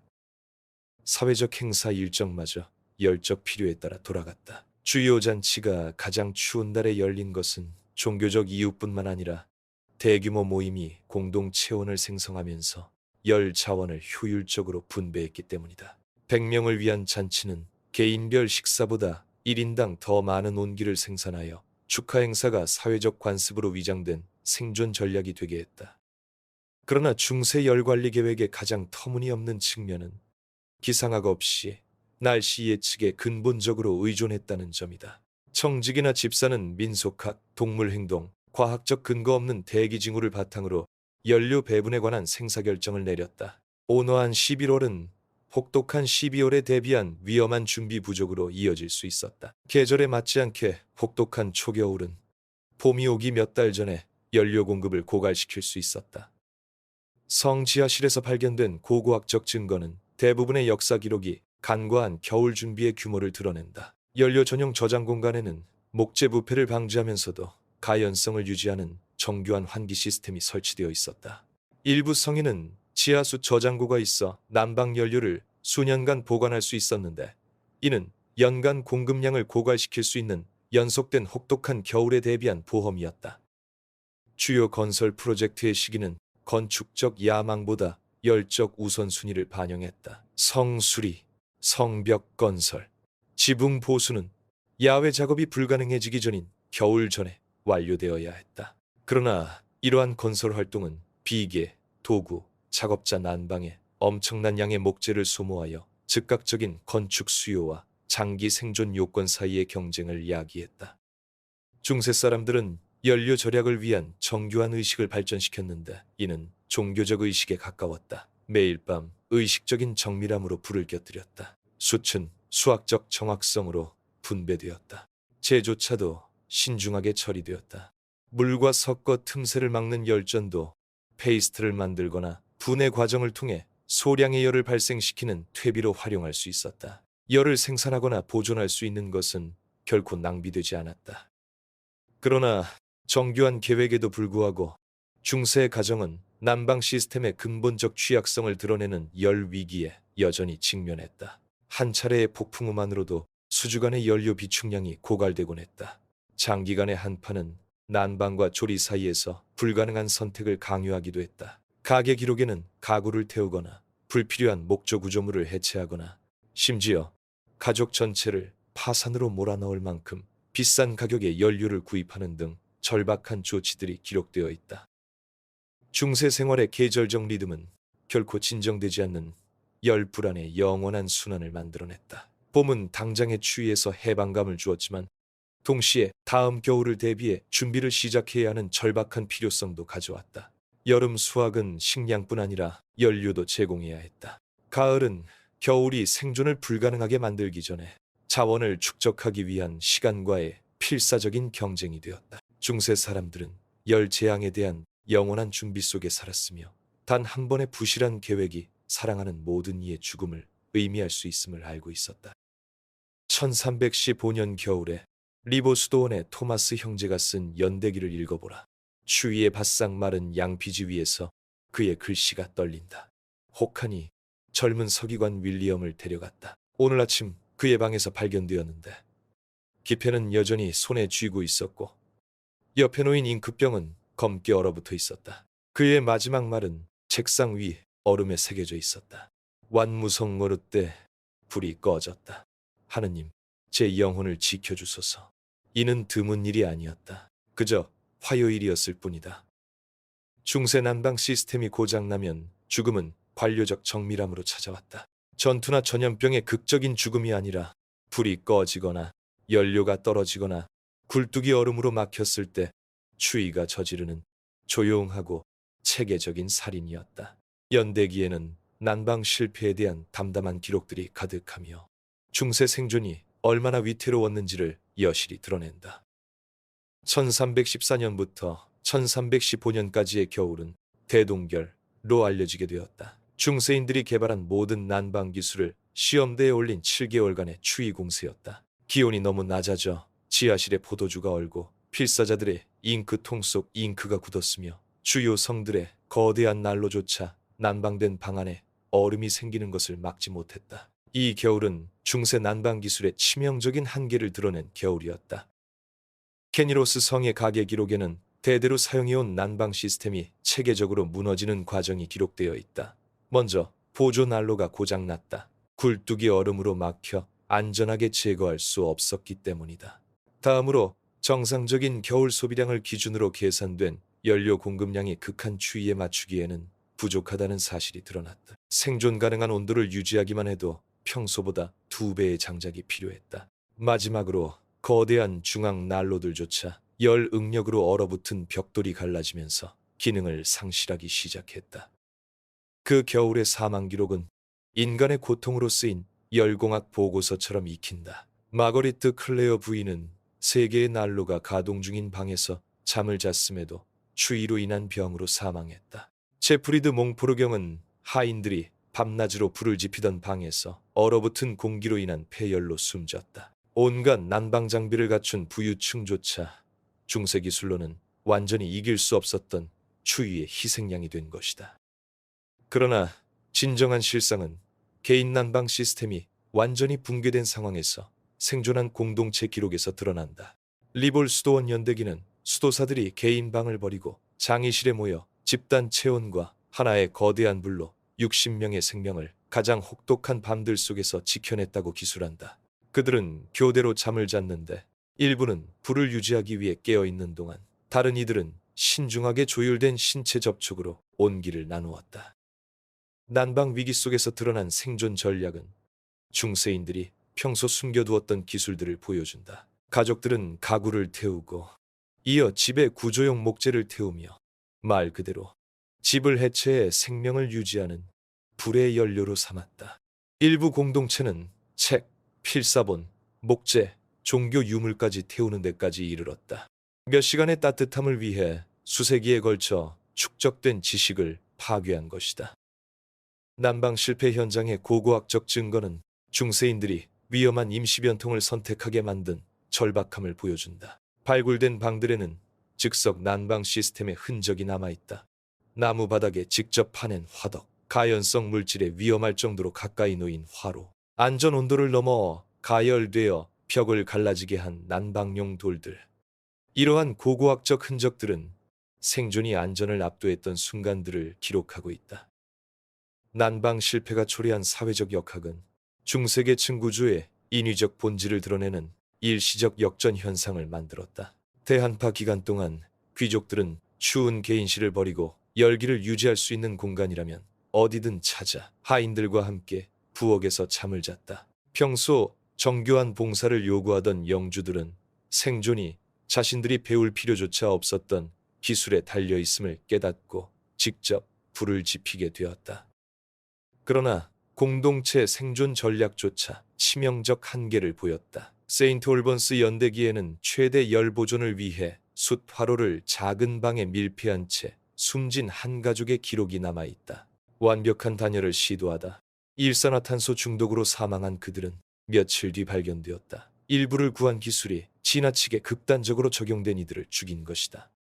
가장 소름 끼치는 기록들은 난방 실패가 중세 공동체에 미친 심리적 영향을 묘사한다. 사람들은 연료 절약과 열 축적에 집착하는 행동을 보였는데 연대기 작가들은 이를 불광기라 불렀다. 이 광기는 위기 종료 후에도 오랫동안 지속되었다. 어떤 이들은 여러 개의 예비 여론을 갖추지 않으면 다시는 잠을 이루지 못했다.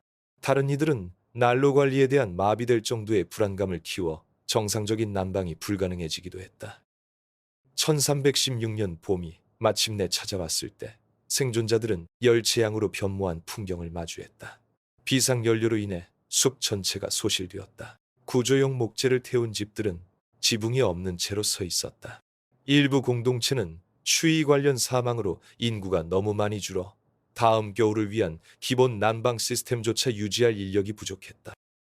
대동계는 중세인들에게 그들의 정교한 난방 기술조차 극한 상황 앞에서는 근본적으로 무력하다는 사실을 깨닫게 했다. 그들의 생존은 난방공학의 완성이 아니라 개인 난방 시스템이 완전히 마비되었을 때도 기능할 수 있는 사회적 회복 탄력성을 개발하는 데 달려 있었다. 그들은 따뜻함이란 생명 그 자체처럼 집단적 노력과 공동의 희생을 통해서만 유지될 수 있는 것임을 깨달았다. 1542년 봄 워릭성 복도에는 석탄이 낙하구를 따라 덜컹거리며 떨어지는 소리가 메아리 친다. 8세기 만에 중세 난방 기술이 처음으로 쓸모없어지는 위기에 직면한 것이다. 헨리 8세 국왕이 왕실성에서 나무 대신 석탄을 사용하라고 칙령을 내렸고 이 한마디 선언으로 중세인들의 생명을 지켰던 정교한 열공학은 멸종으로 향하는 길을 걷기 시작했다.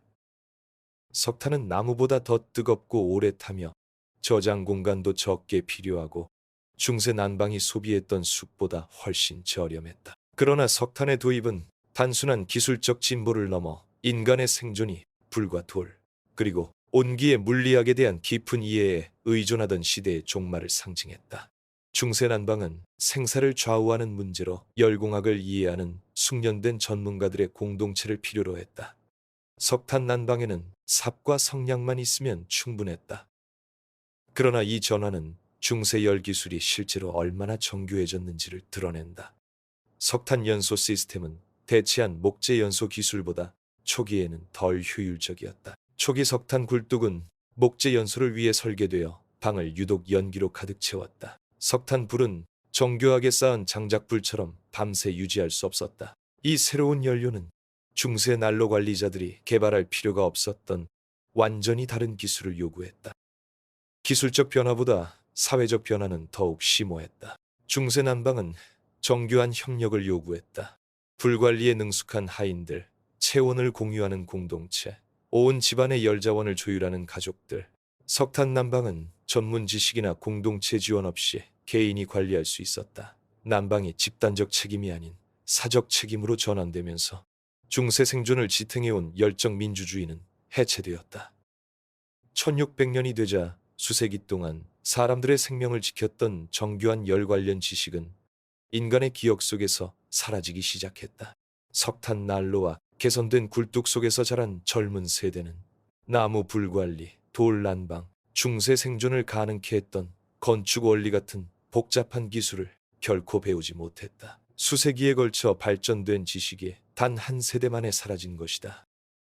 그러나 고고학적 증거는 중세 열공학이 이를 대체한 기술들보다 더 발전했음을 시사한다. 중세 난방 시스템에 대한 현대적 분석은 산업혁명 이전까지 석탄 난방 시스템이 달성하지 못한 수준의 에너지 효율을 보여준다. 중세성에서 발견된 정교한 공기순환 네트워크는 많은 근대 초기 난방 기술보다 효과적인 열 분배를 제공했다. 아이러니는 더욱 깊어진다. 석탄이 개별 난방을 용이하게 만들었지만 동시에 열적 실패에 대한 취약성도 증가시켰다. 중세 사람들은 난방 시스템을 상실했을 때 수세기 동안 열적 위기를 겪으며 발전시킨 정교한 공동체적 대비 전략을 가졌다. 석탄 공급을 잃은 현대인들은 의지할 공동체적 지식이 없었다. 그들은 열적 안전을 열적 편의와 맞바꾼 셈이다. 기후사학자들은 이제 중세 시대의 종말이 소빙기, 리틀 아이스 에이지의 시작과 일치했음을 인정한다. 전통적 난방 지식이 사라지던 바로 그때 지구적 냉각으로 열적 생존이 더욱 어려워진 시기였다. 사람들은 덜 정교해진 생존 전략으로 더 추운 기온에 직면했고 이로 인해 중세 시대보다 때로는 더 높은 겨울철 사망률을 기록했다. 오늘날 우리가 에너지 위기와 기후변화에 직면하면서 과학자들은 중세 열 기술을 새롭게 평가하며 재발견하고 있다. 중세 건축에 적용된 수동형 태양열 설계 원리, 열을 효율적으로 저장하고 방출하는 열적 질량 건축 기술, 개인의 에너지 소비를 줄인 공동 난방 전략, 중세인들이 생존을 위해 발전시킨 지식은 현대의 지속 가능성에 필수적일 수 있다. 1293년 겨울, 우리가 그녀의 얼어붙은 숨결을 목격했던 엘레노어드 클레어 부인은 생존이 열을 소중한 자원으로 인식하고 신중한 관리, 공동체 협력, 정교한 기술적 지식을 필요로 하는 세상에서 살았습니다. 그녀가 직면한 열 관련 도전은 즉각적이고 생명을 위협하는 것이었지만 그녀의 해결책은 현대 난방 시스템이 이제야 겨우 따라잡기 시작한 지속 가능하고 우아한 방식이었습니다. 이제 우리가 시작한 그 침실로 돌아가 보자. 차가운 돌벽을 느끼고 얼어붙은 공기 속에서 흐려지는 숨결을 보며 중세 생활의 모든 측면을 지배했던 절박한 온기 필요성을 이해하라. 그러나 이제는 숨겨진 난방 통로, 신중하게 배치된 가구, 정교한 직물 시스템, 그리고 현대 기술조차도 도전받게 할 조건 속에서 생존을 가능케 한 공동체의 지혜도 보게 될 것이다. 중세 사람들은 단순히 추위를 견뎌낸 것이 아닙니다. 독창성과 협력, 건축적 한계를 열적 이점으로 전환하는 기술로 추위를 정복했습니다. 그들은 자신의 몸을 난방 시스템으로, 침대를 열적 안식처로, 개인의 해결책이 실패할 때 작동하는 생존 네트워크로 공동체를 만들었습니다. 그들은 겨울을 그저 견뎌낸 것이 아니라 인간의 지식과 의지만으로 따뜻함을 창조해냈습니다. 엘레노어 부인은 바람이 워릭성의 비창 사이로 휘몰아치자 모직 망토를 더 꽉 감쌌다. 1293년 겨울은 무자비한 정밀함으로 찾아왔다. 그러나 이제 우리는 그녀가 깨달았던 것을 이해한다. 이 돌 요새에서의 생존은 추위를 견디는 것이 아니라 현대인들이 거의 완전히 잊어버린 지식을 통해 추위를 정복하는 것이었다는 사실을. 그녀는 방 안에서 무기력하게 떨지 않는다. 대신 수세기에 걸쳐 발전된 정교한 열공학 생존 시스템을 가동한다. 침대는 요새 속의 요새가 되어 뜨거운 공기를 가두는 두꺼운 커튼으로 둘러싸인다. 부엌 불에서 가져온 돌로 채운 온열팬이 매트리스 층을 미리 데워놓았다.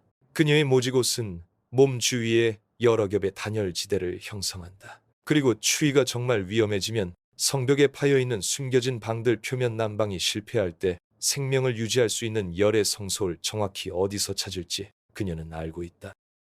중세 사람들은 가혹한 환경의 원시적 희생양이 아니었다. 그들은 열을 과학으로, 온기를 기술로, 생존을 정교한 지식과 신중한 계획이 필요한 공동체적 노력으로 이해한 열공학자들이었다. 그들은 자신의 몸을 난방 시스템으로, 건축물을 열 기계로, 사회 구조를 개인적 해결책이 부족할 때 작동하는 생존 네트워크로 변모시켰다. 그들을 살려낸 기술들, 공유된 체온, 휴대용 불 관리, 정교한 단열 시스템, 건축적 열 포집은 인간의 독창성이 가장 본질적으로 발휘된 사례다. 이는 필사적인 임시변통이 아니라 생사를 건 실험을 통해 세대를 거쳐 발전된 정교한 기술이었다. 중세 열공학은 현대 시스템이 이제야 겨우 따라잡기 시작한 수준의 에너지 효율을 달성했다. 아마도 가장 놀라운 점은 중세인들이 인체 대사작용과 장작불 외에 외부 에너지원이 전혀 필요 없는 자원으로 온기를 창출했다는 사실이다. 그들의 난방 시스템은 완전히 지속 가능하고 재생 가능했으며 환경적 제약에 완벽히 적응했다. 이는 가장 가혹한 조건에서도 지식과 협력, 그리고 온기를 신중히 관리해야 할 귀중한 자원으로 여기는 기술을 통해서만 안락함과 생존이 가능함을 증명한다. 엘레노어 부인은 그 겨울밤과 수천 번의 비슷한 밤을 견뎌냈습니다. 그녀가 살던 문화는 따뜻함을 유지하는 과학을 완벽히 숙달했기 때문입니다. 그녀의 지식이 생명을 구했듯 이 기술들을 이해하는 것은 우리가 열, 에너지, 그리고 인간이 적대적인 환경에 적응하는 독창적인 방식에 대해 생각하는 방식을 바꿀 수 있습니다. 이 중세 열 생존 이야기가 영화 속 성을 보는 시각이나 집 난방에 대한 생각을 바꿨다면 잊혀진 기술에 놀랄만한 사람에게 이 영상을 공유해 주세요. 역사 속 생존에 숨겨진 정교한 과학을 더 탐구하려면 구독해 주세요. 그리고 댓글로 알려주세요. 어떤 중세 난방 기술이 가장 놀라웠나요? 누가 살고 누가 죽을지 결정한 열 계층 구조, 정교한 침대 요새 시스템, 아니면 건축적 천재성으로 생명을 구한 숨겨진 방들?